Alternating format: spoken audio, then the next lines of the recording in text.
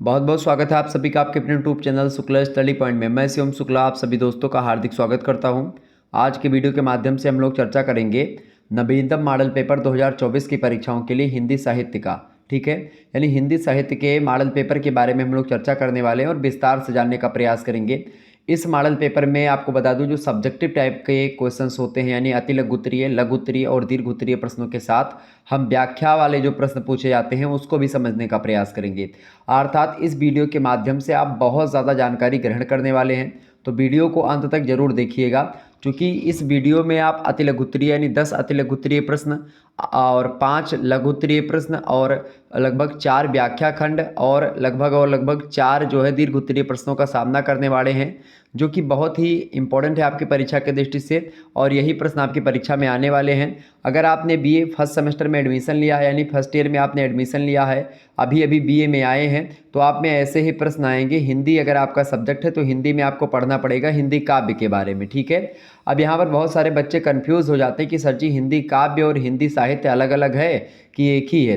तो हिंदी साहित्य, हिंदी काव्य सब एक ही है। बीए में आपने हिंदी लिया है तो हिंदी काव्य आपको पढ़ना पड़ेगा जो है सेमेस्टर 1 में। सेमेस्टर 2 में जब आप जाएंगे तो कार्यालय हिंदी और कंप्यूटर के बारे में आपको पढ़ना पड़ेगा। जब और आगे आप पढ़ेंगे थर्ड सेमेस्टर में तो आप हिंदी गद्य पढ़ेंगे। आप फोर्थ सेमेस्टर में जाएंगे तो हिंदी अनुवाद के बारे में आप जानेंगे। इसी प्रकार से आगे बढ़ेंगे फिफ्थ सेमेस्टर में, सिक्स सेमेस्टर में, तो हिंदी के अलग अलग नाम आपको पढ़ने को मिलेंगे। मतलब अलग अलग जो एक प्रकार से पहलू हैं हिंदी साहित्य के, उन पहलुओं के बारे में आप जानेंगे। काव्य शास्त्र के बारे में जानेंगे, आप हिंदी के राष्ट्रीय काव्य के बारे में जानेंगे फिफ्थ सेमेस्टर में। तो ये सब आपको पढ़ना पड़ेगा। लेकिन आप फर्स्ट सेमेस्टर में अभी अभी एडमिशन लिए तो आपको हिंदी काव्य पढ़ना है।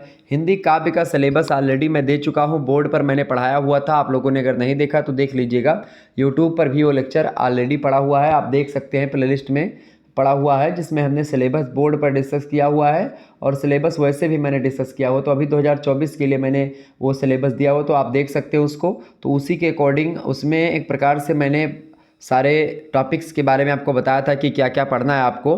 तो उन सभी टॉपिक से मिला करके आपकी परीक्षा में जो प्रश्न पूछा जाता है, सब्जेक्टिव टाइप के जो एक प्रकार से प्रश्न पत्र आते हैं, वो कैसे आते हैं, उसी पैटर्न पर हम लोग चर्चा करेंगे।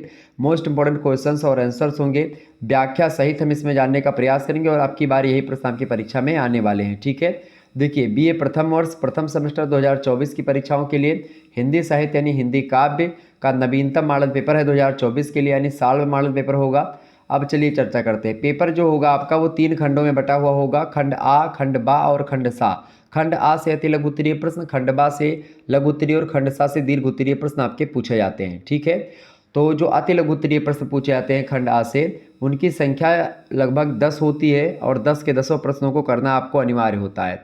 अधिकतर विश्वविद्यालयों में यही पैटर्न होता है। कुछ विश्वविद्यालयों में थोड़ा जो है इससे कम पैटर्न है, मतलब कि जैसे 3 ही टाइप के प्रश्न आते हैं पूरे के पूरे विश्वविद्यालय में। अब किसी में अति लघु उत्तरीय प्रश्न 8 देता है, किसी में 6, किसी में 10, किसी में 9। इस प्रकार से जो भी उसका मतलब यूनिवर्सिटी का पैटर्न होगा उसी हिसाब से देगा। लेकिन ऐसे ही आएगा प्रश्न, ये बात ध्यान रखेंगे, मतलब यही प्रश्न आने वाले हैं। और अति लघु उत्तरीय प्रश्नों की जो शब्द सीमा होती है वो 50 शब्दों की होती है।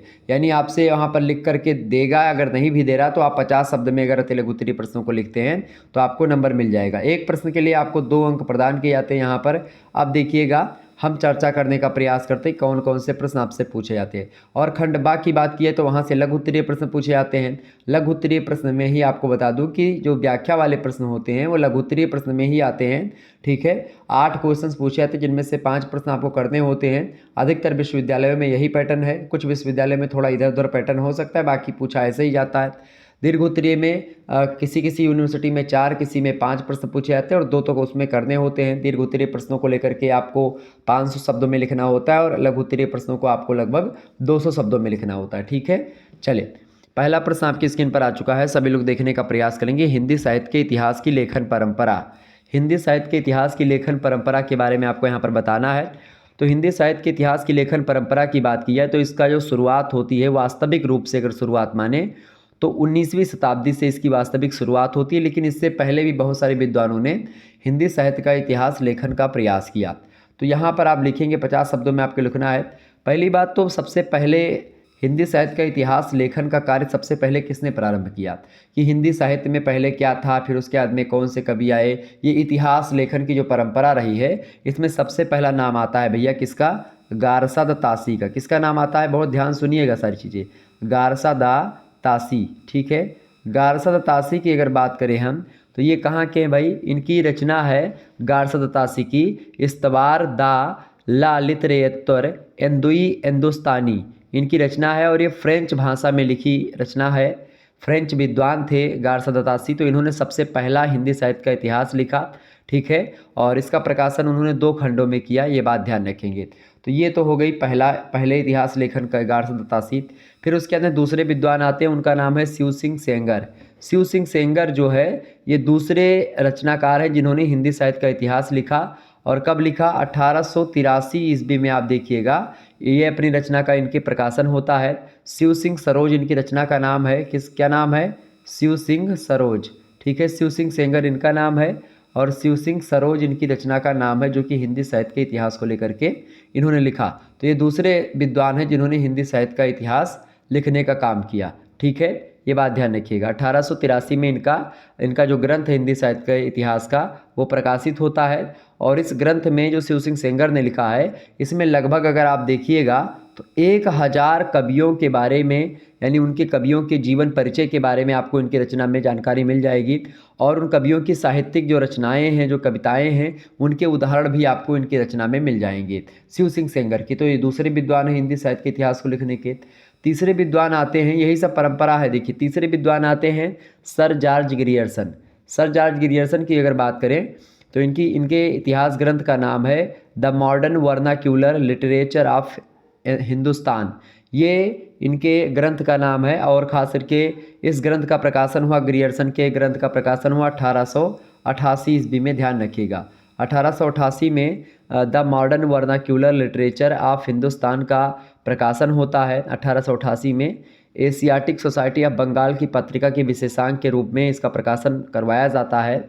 और इस ग्रंथ को अगर देखेंगे तो अंग्रेजी भाषा में लिखा था जॉर्ज ग्रियर्सन ने, अंग्रेजी भाषा के ही विद्वान है ये। और 11 विभिन्न वर्गों में इसको बांटा भी था। ठीक है, वर्नाक्यूलर जो लिटरेचर ऑफ हिंदुस्तान है। ठीक है, तो ये लिखा सर जॉर्ज ग्रियर्सन ने। ग्रियर्सन के बाद आते हैं मिस्र बंधु। ठीक है, चौथे नंबर पर कौन आते हैं, मिस्र बंधु। ठीक है, मिस्र बंधुओं की अगर बात करें तो मिस्र बंधुओं ने एक रचना लिखी, उसका नाम है मिस्र बंधु विनोद। क्या लिखा, मिस्र बंधु विनोद उनकी रचना का नाम है, इतिहास ग्रंथ का नाम है, जो हिंदी साहित्य के इतिहास को लेकर के उन्होंने लिखा। ठीक है, तो मिस्र बंधु विनोद जो रचना है ये एक प्रकार से ये भी बड़ी महत्वपूर्ण रचना है और ये 4 भागों में एक प्रकार से बांटी गई रचना है।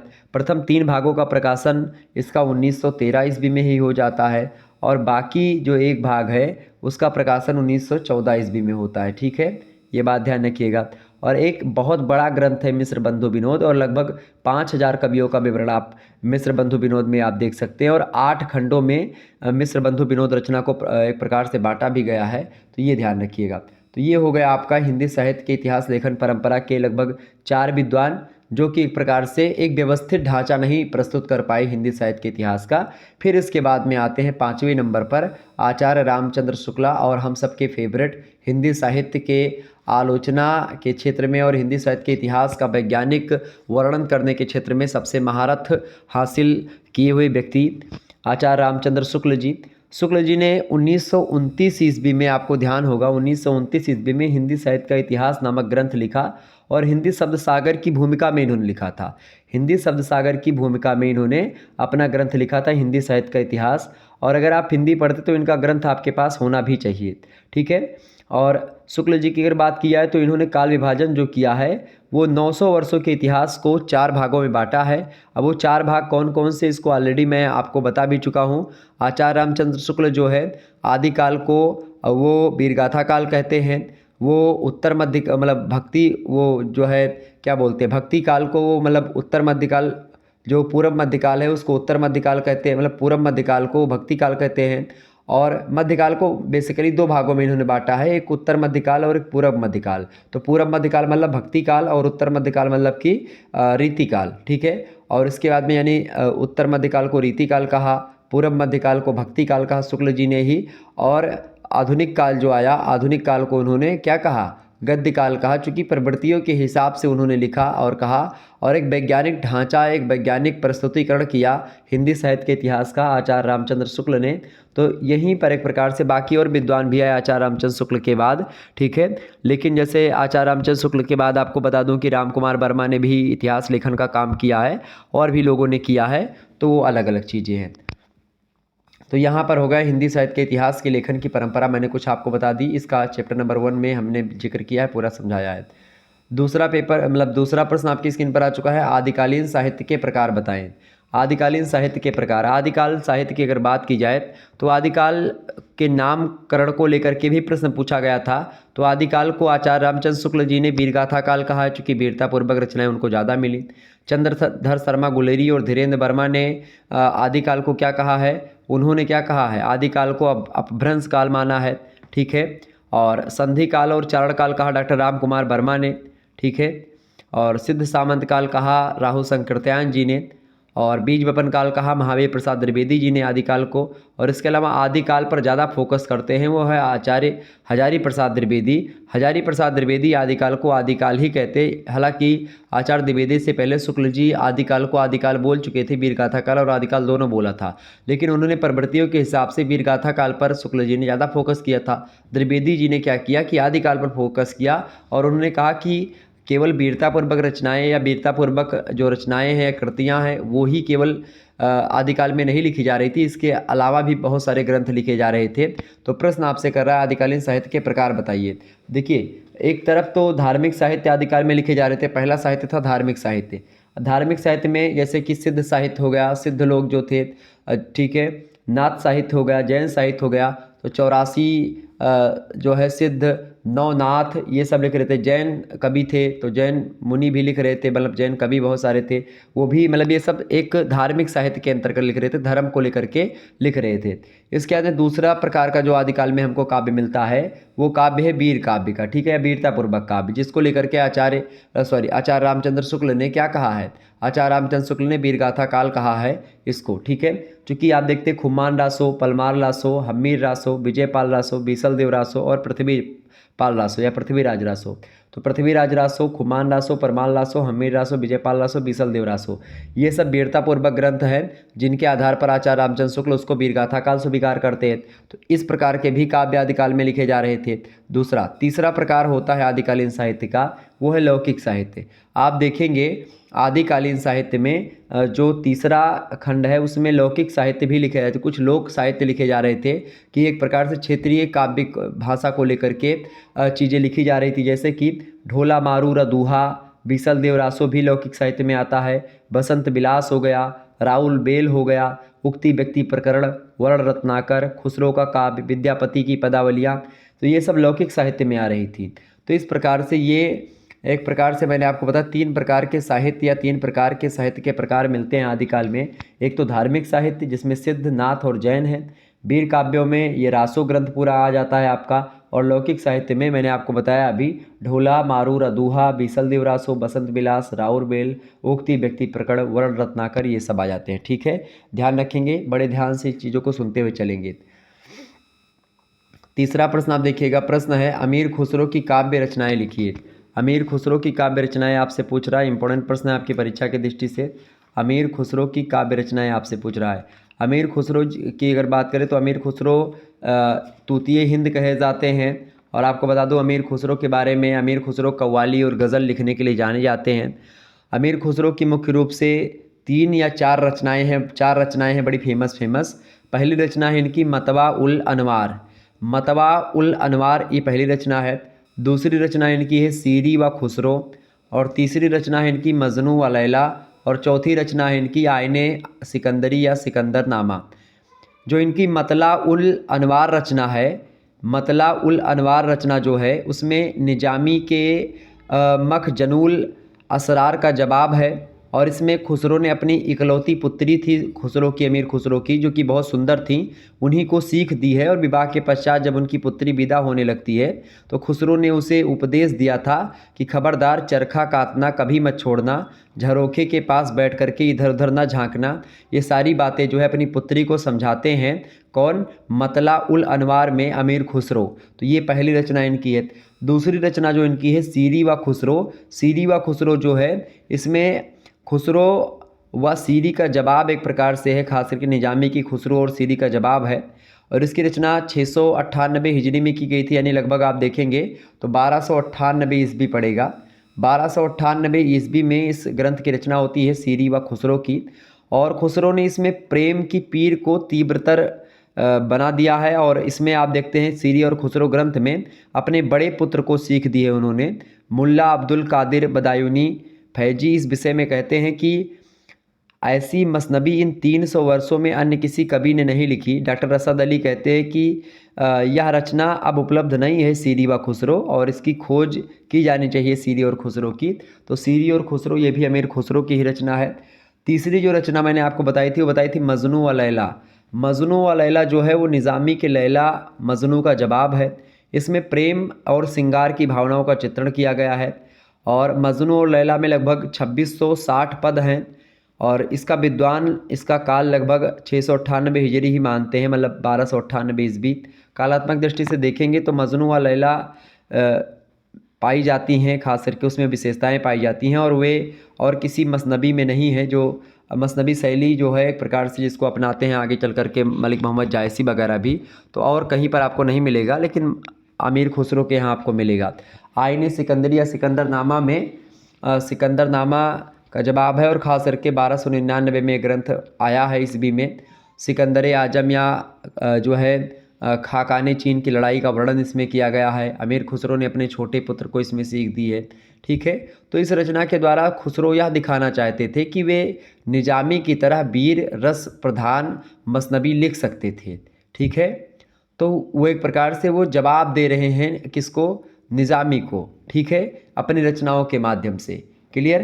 तो ये है अमीर खुसरो की रचनाएं। 4 रचनाएं मुख्य रूप से, आपको सारी चीज़ों को नहीं ध्यान रखना है, आपको बस ध्यान क्या रखना है कि 4 रचनाएं उनकी हैं।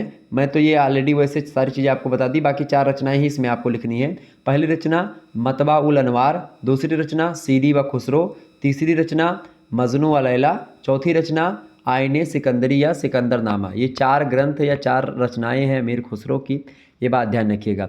बाकी और फुटकल पद इन्होंने बहुत सारे लिखे हैं। ठीक है, आगे बढ़ते हैं और भी चीज़ों को जानने का प्रयास करते हैं।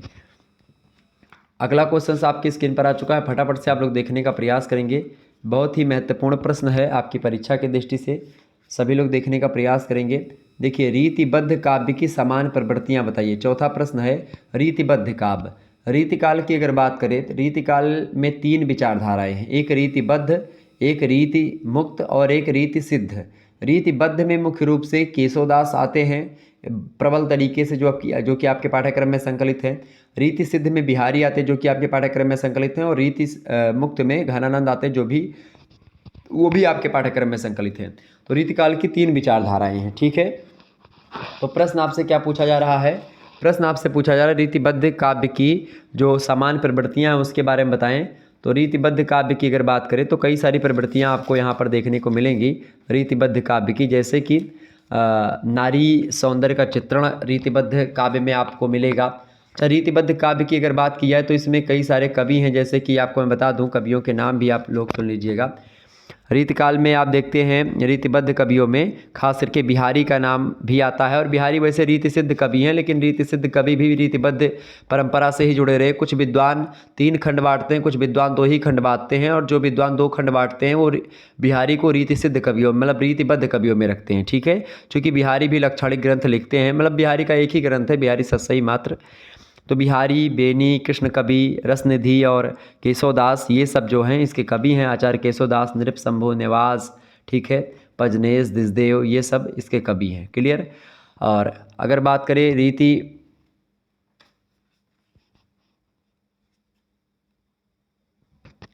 रीतिबद्ध कवियों की विशेषताओं की, तो रीतिबद्ध कवियों की विशेषताएं जैसे कि मैंने आपको बताया, पहली विशेषता आप लोग लिखिएगा, नारी सौंदर्य का चित्रण किया जाता था इसमें।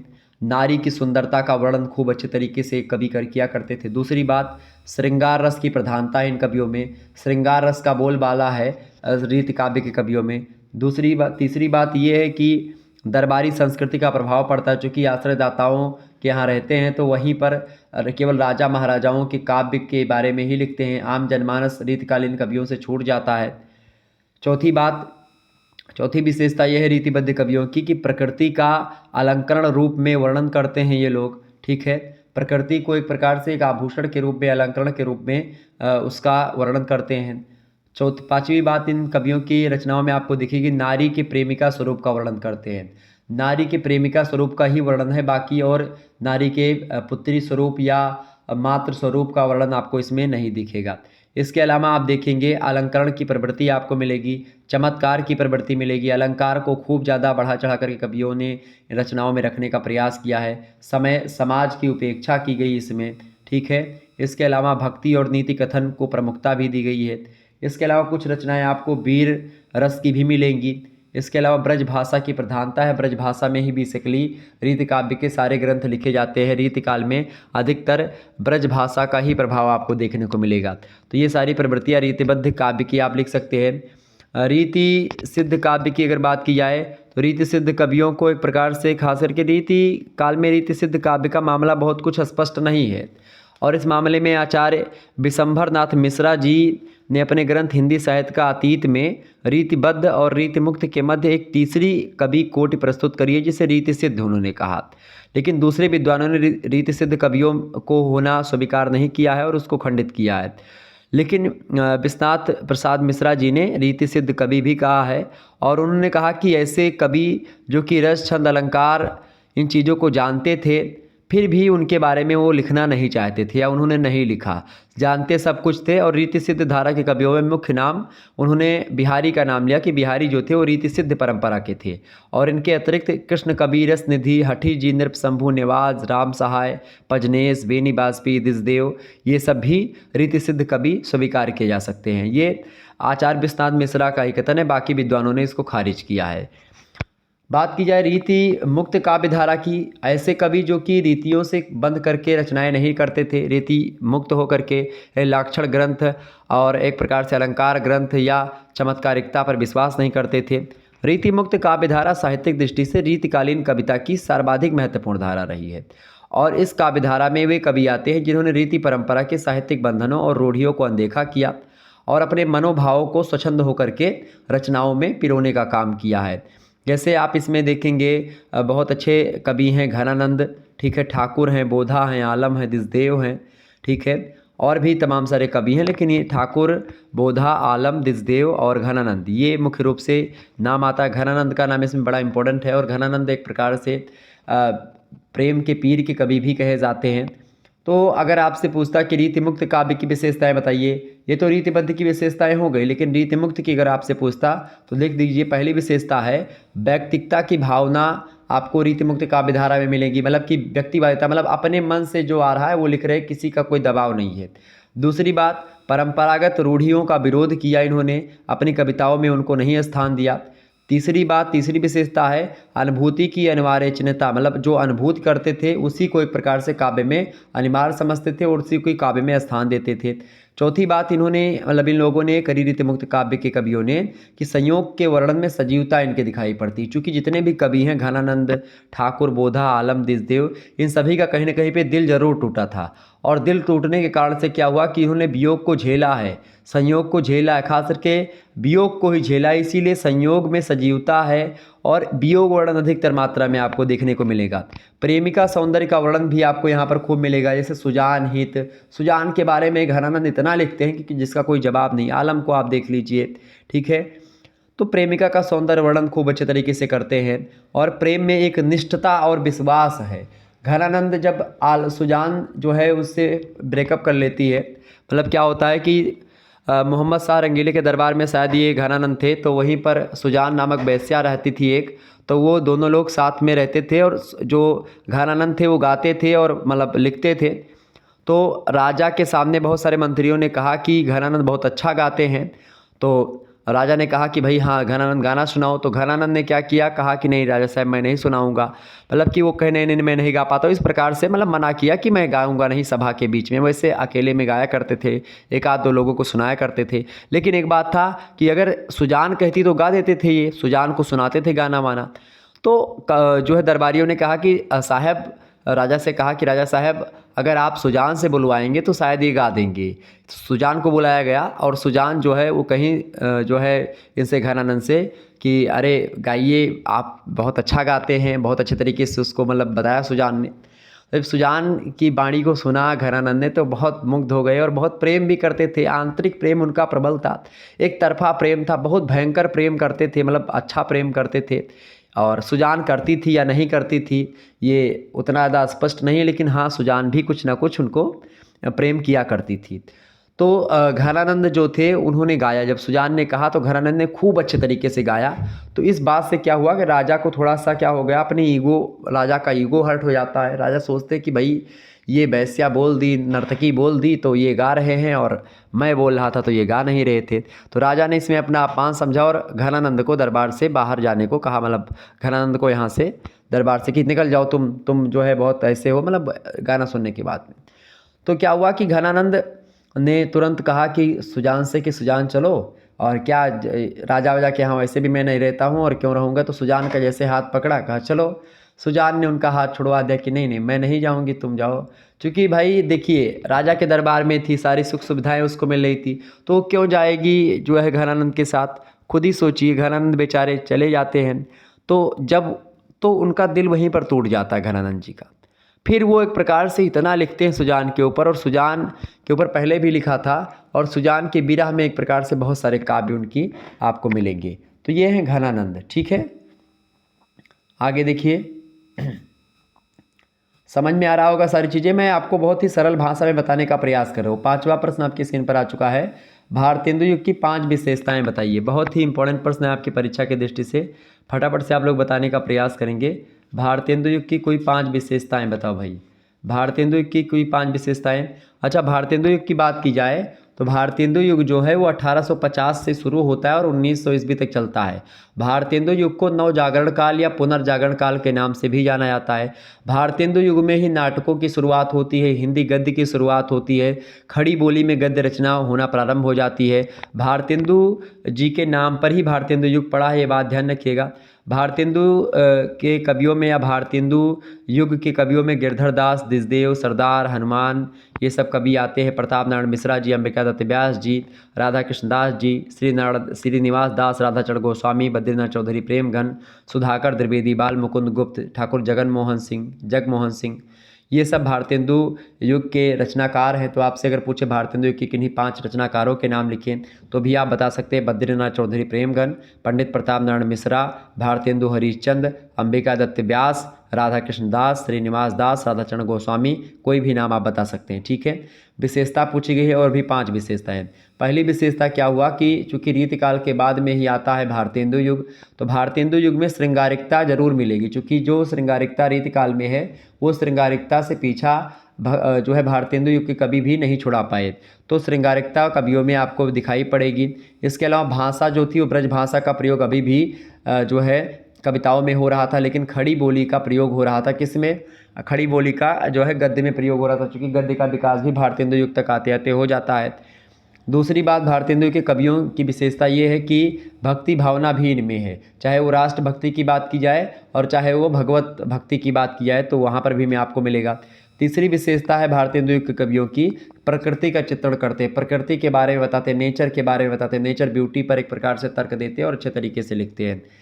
चौथी बात है समस्या पूर्ति की बात करते हैं। समस्या पूर्ति का मतलब क्या होता है कि एक 2 लाइन का दोहा होता है या 4 लाइन का दोहा, या मान लेते हैं कि 4 दोहा, मतलब 2 दोहा लिखा, 4 लाइनें हो गई, तो शुरुआती 2 लाइनों में एक प्रश्न छिपा हुआ है और लास्ट की 2 लाइनों में उसका उत्तर है। या एक ही दोहा है तो उसकी जो पहली लाइन है वो प्रश्न करती है और दूसरी लाइन जो है वो उसका उत्तर देती है, इसी को बोलते हैं समस्या पूर्ति। ठीक है, इसके अलावा अगली विशेषता है 5वीं, आप लिख सकते हैं राजभक्ति और देशभक्ति की भावना यहाँ पर खूब थी। क्योंकि जब 1857 में क्रांति होती है, 1857 का प्रथम स्वतंत्रता संग्राम होता है, तो उस समय आप देखते हैं समाज का एक प्रकार से किस तरीके से रवैया बदल जाता है और समाज एक प्रकार से बदल सा जाता है, पूरी सामाजिक स्थितियाँ ही, सामाजिक परिवेश ही बदल जाता है। और जब सामाजिक परिवेश बदलता है तो आपको बता दूं कि साहित्य की प्रवृत्तियों में भी हेर फेर होता है, साहित्य भी बदलता है, चूँकि साहित्य ही समाज का मतलब समाज जो होता है साहित्य का दर्पण होता है, तो समाज में जब परिवर्तन होगा तो साहित्य में भी परिवर्तन होगा। वही परिवर्तन आपको मिलेगा जो है भक्ति काल में आते आते राजभक्ति और देशभक्ति की भावना यहाँ पर आकर जो है इसमें प्रबल हो जाती है। अंग्रेज़ों के प्रति एक प्रकार से थोड़ा थोड़ा रुष्टपन आपको दिखने लगता है। छठी विशेषता भारतेंदु युग की ये है, समकालीन राष्ट्रीय चेतना की प्रमुखता आपको यहाँ पर दिखेगी, क्योंकि यहाँ तक लोगों को लगने लगा कि भारत जो है छोटे छोटे टुकड़ों में नहीं बटा हुआ है, भारत एक है, और इस प्रकार से राष्ट्रवाद की भावना यहाँ से प्रबल होने लगी। निज भाषा उन्नति यह है सब उन्नति को मोल, बिन निज भाषा ज्ञान के मिटे नहीं कुसूल, भारतेंदु स्वयं कहते हैं इस बात को। राष्ट्रीय सामाजिक समस्याओं का चित्रण करने लगते हैं अपने काव्य में लोग, ठीक है। इसके अलावा व्यंग्य की प्रधानता है इन कवियों में। इसके अलावा जन जागरण और विद्रोह का आवाहन करते हैं। तो इस प्रकार से ये सब कई विशेषताएं हो गई भारतेंदु युग की। इसके बाद में आगे देखते हैं, अगला प्रश्न आपकी स्क्रीन पर आ चुका है। छठा नंबर प्रश्न है, छायावाद की समय सीमा बताएं। छायावाद की समय सीमा की बात की। अच्छा, द्विवेदी युग, भारतेंदु युग के बाद में कौन सा युग आता है? द्विवेदी युग। द्विवेदी युग 1900 ईस्वी से लेकर के 1918 तक चलता है द्विवेदी युग, ठीक है। ये बात ध्यान रखिए। द्विवेदी युग को जागरण काल या जागरण सुधार काल या राष्ट्रीय आंदोलन का युग भी कहा जाता है। और इसमें आप देखते हैं द्विवेदी युग के कवियों में खास करके महावीर प्रसाद द्विवेदी के नाम पर ही पड़ा है द्विवेदी युग, ये बात ध्यान रखिएगा। और द्विवेदी युग में मैथिली शरण गुप्त और बहुत सारे कवि और भी आए हैं जिन्होंने लिखना प्रारंभ किया है, खास करके जो है और भी तमाम सारे कवि रहे हैं, जैसे आचार्य रामचंद्र शुक्ल भी कुछ मात्रा में इस द्विवेदी युग से जुड़े हुए रहे, लेकिन आचार्य रामचंद्र शुक्ल जो है वो कविताएं नहीं लिखते थे, तो वो गद्य में चले जाते हैं, ठीक है। प्रेमचंद भी आप देखते हैं इसी समय के आपको मिलेंगे, इस समय भी कुछ लिख रहे थे वो भी, ठीक है। तो कहीं ना कहीं पे लेकिन वो कविताएं नहीं लिख रहे थे, वो गद्य में थे। तो द्विवेदी युग में आप देखते हैं मुख्य रूप से द्विवेदी युग जो है महावीर प्रसाद द्विवेदी के नाम पर पड़ा हुआ है। और इसमें आप देखते हैं कि मैथिली शरण गुप्त के काव्य बहुत ज़बरदस्त तरीके से लिखे जा रहे थे, ठीक है। तो द्विवेदी युग 1900 से लेकर के 1918 तक रहा। और फिर उसके बाद में, अच्छा, इसमें किस प्रकार के काव्य लिखे जा रहे थे? इतिवृत्तात्मक प्रवृत्ति की, यानी खूब विस्तार से, इतिवृत्तात्मकता का मतलब होता है खूब विस्तार से किसी काव्य को लिखना, ठीक है। तो खूब विस्तारवादी शैली में काव्य लिखे जा रहे थे, महाकाव्य भी लिखे जा रहे थे, नैतिकता और आदर्श का आग्रह भी आपको यहाँ पर मिलेगा, ठीक है। मतलब पुराने मान्यताओं को फिर से जीवित करने का प्रयास मैथिली शरण गुप्त और अन्य कवियों के द्वारा किया जा रहा था। इसके अलावा प्रकृति के प्रति प्रेम भाव भी दिखाया गया, ठीक है। इसके अलावा देश दशा का वर्णन भी इस समय किया जा रहा था कविताओं के माध्यम से। अतीत का गौरव गान खूब बढ़ा चढ़ा करके अतीत के बारे में बताया जा रहा था, अतीत के गौरव गाथा की जा रही थी, ताकि वर्तमान जनता जो एक प्रकार से अपना अतीत भूल चुकी है वो अपने अतीत को पढ़े, जाने, समझे, और उसके हिसाब से जब अपने अतीत को जानेंगी तो अंग्रेज़ों को यहाँ से भगाने में, उनको खदेड़ने में बड़ी भूमिका होगी। राष्ट्रीय चेतना का शंखनाद करते हैं द्विवेदी युग के कवि। तो ये सब विशेषताएँ आप द्विवेदी युग में लिख सकते हैं। छायावाद की समय सीमा की अगर बात करें तो द्विवेदी युग के बाद जो आता है वो आता है छायावाद। छायावाद की अगर बात की जाए, छायावाद जो है, छायावाद का समय सीमा कहाँ से कहाँ तक है भाई? छायावाद जो है 1918 में प्रारंभ होता है और 1936 तक छायावाद की समय सीमा होती है। छायावाद खास करके हिंदी कविता में कलात्मक उत्कर्ष का युग माना जाता है। छायावाद हिंदी कविता में स्वर्णकाल भी आप मान सकते हैं आधुनिकता में हिंदी कविता का, ठीक है, छायावाद। और छायावाद में आप देखते हैं एक साथ ही कविता के कथ्य और शिल्प संबंधी परंपरागत जो मानदंड थे कि यही इसी पर कविताएं करनी है, वो सारे चकनाचूर हो जाते हैं। एक नई विचारधारा, एक नए तरीके का काव्य आपके समक्ष आता है। और लगभग आप देखते हैं सबसे पहले मुकुटधर पांडे जी ने शारदा पत्रिका में हिंदी में छायावाद शीर्षक से 4 लेख प्रकाशित कराए थे, जिसमें उन्होंने छायावाद की विशेषताओं को व्यक्तिकता, स्वतंत्रता और रहस्यवादिता, विचित्र प्रकाशन रीति और अस्पष्टता, कल्पनाशीलता, ये सभी प्रवृत्तियाँ बताई छायावाद की है। और सरस्वती पत्रिका के जून 1921 के अंक में सुशील कुमार ने अपने वो संपादक थे उस समय, संपादक, तो संपादक लेख में उन्होंने छायावादी कविता को टैगोर स्कूल की चित्रकला के समान अस्पष्ट बताया। आचार्य महावीर प्रसाद द्विवेदी ने सुख बिंकिकर नाम से मई 1927 में सरस्वती में आजकल के हिंदी कवि और कविता शीर्षक से लेख लिखा। तो छायावाद से लोगों का क्या मतलब है, कुछ समझ में नहीं आता। शायद उनका मतलब है किसी कविता के भावों की छाया यदि कहीं जो है अन्यंत्र जाकर पड़े तो उसे छायावादी कविता कहनी चाहिए, ऐसा मानते हैं लोग। कुल मिलाकर के छायावाद का विरोध भी लोगों ने किया। आचार्य रामचंद्र शुक्ल भी छायावाद का उतना ज़्यादा समर्थन नहीं कर पाते हैं और आचार्य रामचंद्र शुक्ल कहते हैं कि छायावाद की कविता की पहली दौड़ तो बंग भाषा की रहस्यात्मक कवियों के सजीले और कोमल मार्ग पर हुई, पर उनके कविताओं की बहुत कुछ गतिविधि अंग्रेजी वाक्य खंडों के अनुवाद द्वारा संगठित लेख और अंग्रेजी वाक्यों से परिचित हिंदी कवि सीधे अंग्रेजी से ही तरह तरह के लाक्षणिक प्रयोग लेकर के उनके ज्यों के त्यों अनुवाद जगह जगह अपनी रचनाओं में जड़ने लगते हैं। कुल मिलाकर के जो छायावाद है हिंदी साहित्य में, उसका समर्थन जो है वो ज़्यादा नहीं प्राप्त होता है। कई आलोचकों के निशाने पर रहा है छायावाद, क्योंकि छायावाद में कहा कुछ और ज़्यादा था, उसका मंतव्य होता कुछ और था। छायावादी कविताओं की अगर आप पढ़ेंगे तो उसकी व्याख्या करने में भी आपको कठिनाई इसलिए महसूस होती है क्योंकि उसमें छाया आपको दिखती है कि मतलब कि वास्तविकता से थोड़ा अलग की बात हो रही है, व्यक्तिकता की बात हो रही है। यहाँ पर व्यक्तिकता का आग्रह किया गया। जैसे आप प्रसाद को देखेंगे, वो अपनी विरह के माध्यम से समाज की विरह को सामने ला रहे हैं। निराला को देखिए, पूरा जीवन ही दुख ही जीवन की कथा रही, क्या कहूँ आज तक जो नहीं कि निराला। महादेवी वर्मा को आप देखिएगा, मैं नीर भरी दुख की बदली क्रंदनों में चिर निस्पंद बसा नयनों में दीपक से जलते पलकों पर ने झरड़ी मचली। तो ये है महादेवी जी। पंत जी प्रकृति के बारे में लिख रहे, प्रकृति के सुकुमार कवि हैं। छायावाद की दुर्गा कही जाती है महादेवी वर्मा, ठीक है। छायावाद के ब्रह्मा कहे जाते हैं प्रसाद, छायावाद के महेश कहे जाते हैं निराला, छायावाद के विष्णु कहे जाते हैं पंत, ठीक है। तो इस प्रकार से अब छायावाद के 4 स्तंभ हैं और इन्हीं 4 स्तंभों में एक प्रकार सारी चीज़ें हो रही थी। कुल मिलाकर के इसकी कई सारी विशेषताएं छायावाद की। पहली विशेषता है व्यक्तिकता का आग्रह किया जा रहा था, मतलब कि सब अपनी अपनी बातों को या कभी लोग अपनी बातों के माध्यम से समाज की बातों को दिखाना चाह रहे थे। दूसरी बात, प्रकृति के प्रति प्रेम भाव यहाँ पर आपको दिखेगा। तीसरी बात है कि जिज्ञासा और रहस्य भावना यानी रहस्यात्मकता आपको यहाँ पर भी आपको दिखेगी। जो कबीर की रहस्यवादी भावना है वो आपको छायावादी कवियों में भी आपको देखने को मिलेगी। इसके अलावा चौथी बात है अतिशय कल्पनाशीलता और वायवीयता, मतलब खूब ज़्यादा कल्पना कर कर के और जो है कविताओं को लिखा गया। पांचवी बात, दुख वेदना और करुणा की अभिव्यक्ति हुई है, ठीक है। इस करुणाकलित हृदय में बिकल रागनी बस्ती, ठीक है। ये प्रसाद कह रहे हैं स्वयं। प्रसाद देशभक्ति की बात करते हैं कि अरुण यह मधुमय देश हमारा। प्रसाद एक तरफ कामायनी भी लिख रहे हैं, ठीक है। तो दूसरी तरफ अरुण यह मधुमय देश हमारा भी लिख रहे हैं नाटकों के माध्यम से। गीत नाटकों में भी उनके छोटे छोटे गीत हैं, उन्हीं में से एक गीत है ये। पलायन और अतीत के प्रति मोह है, नारी के प्रति नवीन दृष्टि ये लोग अपनाते हैं और कहते हैं कि नारी तुम केवल श्रद्धा हो, विश्वास रजत नक पकतल में, नीर स्रोत सी बहा करो जीवन के सुंदर समतल में। इस प्रकार की भावना छायावादी कभी नारियों के प्रति दिखाते हैं। नारी का एक प्रकार से उत्कृष्ट रूप सामने आया है, अच्छा रूप सामने आया है। प्रेम का उदात्त रूप हमारे समक्ष आया, मतलब प्रेम की बहुत ज़बरदस्त तरीके से व्याख्या करते हैं।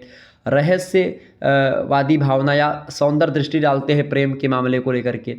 इसके अलावा सर्वात्मवाद और मानवतावाद के पक्षधारी हैं। यथार्थवादी दृष्टिकोण और समाज चेतना के कवि रहे हैं छायावाद के कवि। लाक्षणिकता का भी प्रयोग करते हैं। मुक्त छंद का आरंभ भी निराला लोग कर देते हैं। बिंबात्मकता और चित्रमयता भी इनके कवियों में आपको मिलती। बिंबात्मकता का मतलब होता है कि जब आप कविताओं को पढ़ेंगे तो आपके मन में एक दिमाग, मतलब एक कविताओं बिंबात्मकता जो होती है, इसका मतलब होता है बिंब, एक प्रतिबिंब बन जाना। जैसे कविता आप पढ़ रहे हैं तो आपके दिमाग में वो कविता जो पढ़ रहे हैं, जो कहानी है वो चल रही है, सीन एक प्रकार से आपके दिमाग में। जैसे कि मैं कविता बोलूं कि नील परिधान बीच सुकुमार खुल रहा, मृदुल अधखुला अंग खिले हों ज्यों बिजली के फूल, मेघ बन बीच गुलाबी रंग। मतलब जो है छायावाद की ही कविता है, जो है कामायनी की है, उन्होंने लिखा है जयशंकर प्रसाद। तो जयशंकर प्रसाद क्या कहते हैं कि खिला हो जो बिजली का फूल, मेघ बन बीच गुलाबी रंग, ठीक है। तो या कौन हो तुम बसंत के दूत बिरस पतझड़ में अति सुखान। जैसे पतझड़ का नाम सुना तो पत्ते गिरते हुए नजर आ रहे हैं, ठीक है। और मृदुल अध खुला अंग, एक खुला खुला अंग आपको नीले परिधान के बीच में यानी नीले कपड़े के बीच में दिख रहा होगा। मतलब ऐसे जैसे कोई चीज़ कहते हैं, कोई कविता पढ़ रहे तो उसकी बिंब आपके दिमाग में छपे, तो बिंबात्मकता भी यहाँ के कवियों में दिखेगी। प्रतीकात्मकता, खूब ज़्यादा प्रतीक शब्दावली की बात हुई है यहाँ पर। स्थूल के प्रति सूक्ष्म का विद्रोह है छायावाद, डॉक्टर नगेंद्र भी इस बात को कहते हैं। यथार्थवादी दृष्टिकोण और समाज चेतना का कवि मतलब कि काव्य रहा है छायावाद का। तो ये रहा छायावाद के बारे में कुछ बातें जो मैंने आपको बताई। सातवां प्रश्न आप देखेंगे। सातवां प्रश्न आपकी स्क्रीन पर आ चुका। नई कविता और समकालीन कविता के बारे में कुछ बताएं। नई कविता और समकालीन कविता की अगर बात की तो छायावाद के बाद में आता है प्रगति, फिर आता है प्रयोगवाद, और प्रयोगवाद के बाद में आता है आपका कौन सी कविता? प्रयोगवाद के बाद में आपकी कविता आती है नई कविता। नई कविता की बात की जाए तो इसका आरंभ जो होता है 1951 से प्रारंभ होता है, दूसरे तार सप्तक के प्रकाशन से। दूसरे तार सप्तक में भवानी प्रसाद मिश्रा जी, शाकुंत माथुर, हरिनारायण व्यास जी, शमशेर बहादुर सिंह, नरेश मेहता, रघुवीर सहाय, धर्मवीर भारती, इन सभी की कविताएं संकलित थीं। और आपको बता दूं आगे जो थे वो तार सप्तकों के संपादक थे। 7 कवियों का एक प्रकार से एक सप्तक हुआ करता था। सबसे पहला तार सप्तक 1943 में प्रकाशित होता है, जिसमें जहाँ से प्रयोगवाद की शुरुआत होती है। 1951 में दूसरा तार सप्तक, 1959 में तीसरा तार सप्तक प्रकाशित होता है। तीसरे तार सप्तक में कवियों में कुंवर नारायण सिंह, मतलब कुंवर नारायण केदारनाथ सिंह, विजय देव नारायण शाही, सर्वेश्वर दयाल सक्सेना, कीर्ति चौधरी, मदन वात्स्ययन और प्रयाग नारायण त्रिपाठी ये शामिल थे। दूसरा और तीसरा तार सप्तक के बीच के समय, मतलब कि मुख्य रूप से अगर बोले तो 1951 से 1960 का जो समय रहा है, ये एक प्रकार से नई कविता का समय रहा है और नई कविता इसी को माना जाता है, ठीक है, ये बात ध्यान रखिएगा। तो नई कविता की विशेषताओं की अगर बात करें तो नई कविता में प्रश्न यही तो पूछ रहा, नई कविता के बारे में कुछ बातें बताएं या नई कविता की विशेषता है। तो नई कविता यही है। पहली बात तो नई कविता में सामाजिक यथार्थ का चित्रण किया जा रहा था, जो समाज में चीज़ें चल रही थी उसको जैसा का तैसा बता दिया जा रहा था। दूसरी बात, पारंपरिक मूल्यों का निषेध और अनास्था, यानी कि मोहभंग आपको दिखाई पड़ेगा। पारंपरिक जो चीज़ें हैं, पारंपरिक जो कविता की शैली है उसके प्रति मोहभंग दिखाई पड़ेगा, उसको नहीं मानते थे। आज़ादी के प्रति मोहभंग है, स्वतंत्रता के प्रति मोहभंग है।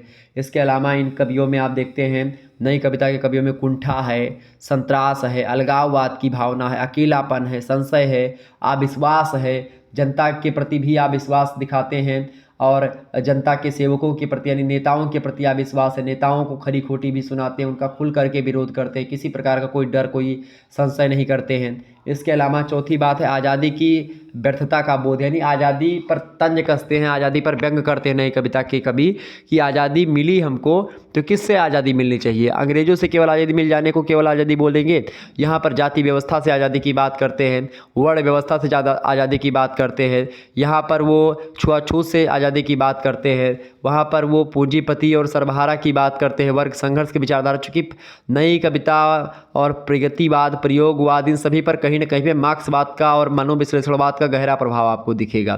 खास करके अज्ञे वगैरह पर तो बहुत ज़बरदस्त प्रभाव रहा मनोविश्लेषणवाद का, ठीक है। प्रगतिवादी कवियों में मार्क्सवाद का प्रभाव बहुत ज़बरदस्त रहा। तो असहज जीवन चित्रण करते थे ये लोग, मतलब कि एक प्रकार से खुल करके हर एक चीज़ को बता देते थे, जैसा होए वैसा वर्णन करते थे, किसी प्रकार का कोई लोक लाज या इन सभी से परे रचनाएं लिखते थे। भविष्य के प्रति आशा और विश्वास रखते हैं, ठीक है, लेकिन जो बीत गया है उसके प्रति इनमें एक प्रकार से अनास्था है, ठीक है। संघर्षशीलता और एक प्रकार से लगातार इनके दिमाग में तमाम प्रकार की विचारधाराएं चलती हैं और उन्हीं एक वैचारिक कविता बोल सकते हो नई कविता को, ठीक है। तो ये है नई कविता। नई कविता के बाद में आती है जनवादी कविता। जनवादी कविता मतलब समकालीन कविता जिसको आप कहते हैं, जो आज की कविता है उसी को जनवादी कविता या जो है आज के एक प्रकार से मतलब 1960 के बाद जो कविताएं लिखी गई उसी को बोलते हैं खास करके समकालीन कविता। समकालीन कविता खास करके इसमें आम आदमी का चित्रण किया जाता था, सामाजिक विद्रूपताओं और विसंगतियों का उद्घाटन किया गया। इसके अलावा तीसरी बात, वर्गीय दृष्टिकोण यहाँ पर अपनाया गया। चौथी बात, व्यवस्था के दमन और तानाशाही का चित्रण किया गया, मतलब जो शासन था शासन का विरोध किया गया, ठीक है। और संघर्ष और क्रांति का उद्घोष किया गया। प्रेम के प्रति नया दृष्टिकोण यहाँ पर आता है। आज़ादी, लोकतंत्र, संविधान और कानून के खोखलेपन का उद्घाटन आपको जो है समकालीन कविता में आपको दिखेगा। सामंती मूल्यों, खास करके ईश्वरीय सत्ता और अंधविश्वासों को नकारा गया यहाँ पर आकर के, समकालीन कविता में कवियों ने नकारा उसको, ठीक है। और क्रांति का आह्वान करते हैं और एक प्रकार से मतलब कोई भी सरकार के प्रति भी विद्रोह की भावना यहाँ पर आपको दिखेगी। सरकार के प्रति मोहभंग, स्वतंत्रता के प्रति मोहभंग, लोकतंत्र के प्रति मोहभंग, संविधान के प्रति मोहभंग, कानून के प्रति मोहभंग, मतलब ये सब खोखला दिखावा है। एक कवि तो कहते हैं कि लोकतंत्र या प्रजातंत्र जो है उस बाल्टी की तरह है जिसमें आग लिखा है लेकिन उसमें बालू भरी है। तो आप देखते हैं कि बड़े बड़े अस्पतालों में बाल्टियां टांगी होती हैं और लाल लाल कलर की बाल्टियां होती हैं और उस पर बालू लिखा, मतलब उस पर आग लिखा होता है, लेकिन जब आप उसके अंदर देखते हैं तो बालू है। यानी लोकतंत्र ठीक उसी प्रकार से भारत में है कि मात्र लोकतंत्र नाम का लोकतंत्र है, बाकी तानाशाही ही चलती है नेताओं की। ऐसा समकालीन कविता के कवियों में आपको देखने को मिलेगा, मतलब खुल करके विरोध करते हैं, उसमें किसी प्रकार की कोई दो राय नहीं है। आगे बढ़ते हैं। तो ये हो गया नई कविता और समकालीन कविता। 8वां प्रश्न है, राम भक्ति काव्य की 5 विशेषताएं बताइए। राम भक्ति काव्य की 5 विशेषताएं फटाफट से आप बताने का प्रयास करेंगे। राम भक्ति काव्य की 5 विशेषताएं। राम भक्ति काव्य की 5 विशेषताओं की अगर बात की जाए तो राम भक्ति काव्य के मुख्य रूप से हिंदी साहित्य में कौन एक प्रकार से मुख्यतया रहे हैं विद्वान, उनका नाम है तुलसीदास जी। तो राम भक्ति काव्य की अगर बात की जाए तो तुलसीदास तो रहे हैं और कृष्ण भक्ति शाखा के सूरदास रहे हैं। मलिक मोहम्मद जायसी जो है प्रेमाश्रयी शाखा के रहे हैं, प्रेमाश्रयी निर्गुण भक्ति शाखा, और ज्ञानाश्रयी निर्गुण भक्ति शाखा के कबीरदास रहे हैं, ठीक है। तो राम भक्ति शाखा की बात करें तो तुलसीदास जी मुख्य रूप से आते हैं। जो तुलसीदास की एक प्रकार से भक्ति भावना है वही भक्ति भावना राम भक्ति काव्य की है, या जो प्रवृत्ति राम भक्ति काव्य की है तुलसीदास की भी है, ठीक है। तो राम भक्ति काव्य की विशेषताओं की अगर बात की तो पहली विशेषता आप लिखेंगे भक्ति की प्रधानता है। सबसे पहली बात भक्ति, नवधा भक्ति की बात तुलसीदास जी करते हैं। दूसरी बात राम की सर्वव्यापकता है कि राम सब जगह व्याप्त हैं, कण कण में व्याप्त हैं, ऐसा तुलसीदास जी स्वीकार करते हैं और राम भक्ति काव्य में बताया गया है। तीसरी बात लोक मंगल की भावना है। लोक मंगल की भावना बात करते हैं तुलसीदास जी कि राम लोक मंगल की भावना या लोक कल्याणकारी पुरुष हैं, मर्यादा पुरुषोत्तम हैं, मर्यादावाद की बात की जा रही है, ठीक है। इसके अलावा आलोचना और दीनता का प्रदर्शन भी आपको यहाँ पर मिलेगा। सगुण और निर्गुण का स्वरूप भी आपको यहाँ पर देखने को मिलेगा। तुलसीदास कहते हैं कि अगुण सगुण नह कछु भेदा, गावह श्रुत पुराण बुध वेदा, जो गुण रहित सगुण सोई कैसे, जल हिम उपल बिलग नहीं जैसे। मतलब सगुण और निर्गुण को लेकर के जो विवाद था उस विवाद को तुलसीदास एक प्रकार से ख़त्म करने का काम करते हैं। तुलसीदास में समन्वय की विराट चेष्टा है, चाहे वो नर और नारायण के समन्वय की बात करते हों, चाहे वो सगुण और निर्गुण के समन्वय की बात करते हों, चाहे वो एक प्रकार से और भी चीज़ों की बात करते हो, चाहे वो एक प्रकार से भक्ति और काव्य की बात करते हों, हर एक चीज़ में वो समन्वय का काम करते हैं। जीव और ब्रह्म में समन्वयवाद की बात करते हैं। वो कहते हैं तुलसीदास जी की ईश्वर अंश जीव अविनाशी, चेतन अमल सहज सुखराशि, सो माया बस भयो गुसाई, बंधो कीर मरकट की नाई, ठीक है। तो लोक मंगल की भावना भी करते हैं। कहते हैं कि भाषा भनित भूति भल सोई, सुर सर सम सब कर हित कोई, लोक मंगल की भावना, ठीक है। श्रृंगारिकता और सौंदर्य चित्रण भी तुलसीदास करते हैं, राम भक्ति शाखा के कवि करते हैं। तत्कालीन समाज का चित्रण भी उस समय से हो जाता है। तो ये और एक प्रकार से तुलसीदास के काव्य में और भी आप चीज़ें देखेंगे। तो ये सब विशेषताएँ हैं राम भक्ति शाखा की जो मैंने आपको बताई, ठीक है, ध्यान रखेंगे। और कृष्ण भक्ति शाखा की विशेषताओं की अगर बात की तो वहाँ से भी प्रश्न अगर आपसे पूछा जाए तो कृष्ण भक्ति शाखा की विशेषताओं में जैसे जहाँ पर तुलसीदास लोक मंगल की बात करते हैं वहीं पर कृष्ण भक्ति कवि के जो सूरदास जी हैं वो लोक रंजक की बात करते हैं, ठीक है। निर्गुण ब्रह्म का विरोध करते हैं सूरदास या कृष्ण भक्ति कवि जो हैं वो निर्गुण ब्रह्म का विरोध करते हैं। वो कहते हैं कि अभिगत गति कुछ कहत न आवे, रूप रेख गुण जाति जुगति बिनु निरालंब कित धावे, सब विधि अगम विचार ताते सूर सगुन पद गावें। ये एक प्रकार से बताते हैं। तो इस प्रकार से बताते हैं, मतलब जो कृष्ण भक्ति शाखा है उसी के पैरेलल आप देखते हैं निर्गुण ब्रह्म भी चल रहा है। ये निर्गुण और सगुण में तो कृष्ण भक्ति शाखा एक प्रकार से राम भक्ति शाखा से पहले आती है हिंदी साहित्य में। तो वहाँ पर एक प्रकार से द्वंद्व है, वहाँ पर एक प्रकार से किसका द्वंद्व है, सगुण और निर्गुण का द्वंद्व है कृष्ण भक्ति काव्य में। लेकिन राम भक्ति काव्य में आते थे तुलसीदास जो है समन्वय की विराट चेष्टा रखते हैं और सभी को समान्वित कर देते हैं। बाल वर्णन की प्रधानता है आप देखेंगे कृष्ण भक्ति कवियों में। इसके अलावा कृष्ण भक्ति कवियों में और आप अगर आगे देखेंगे तो श्रृंगार रस के अंतर्गत सौंदर्य वर्णन की प्रमुखता भी दिखाई गई है। वात्सल्य रस की प्रधानता है, सूर्यदास को वात्सल्य का सम्राट भी कहा जाता है। भक्ति की महत्ता भी यहाँ पर भी बताई गई है कृष्ण भक्ति काव्य में।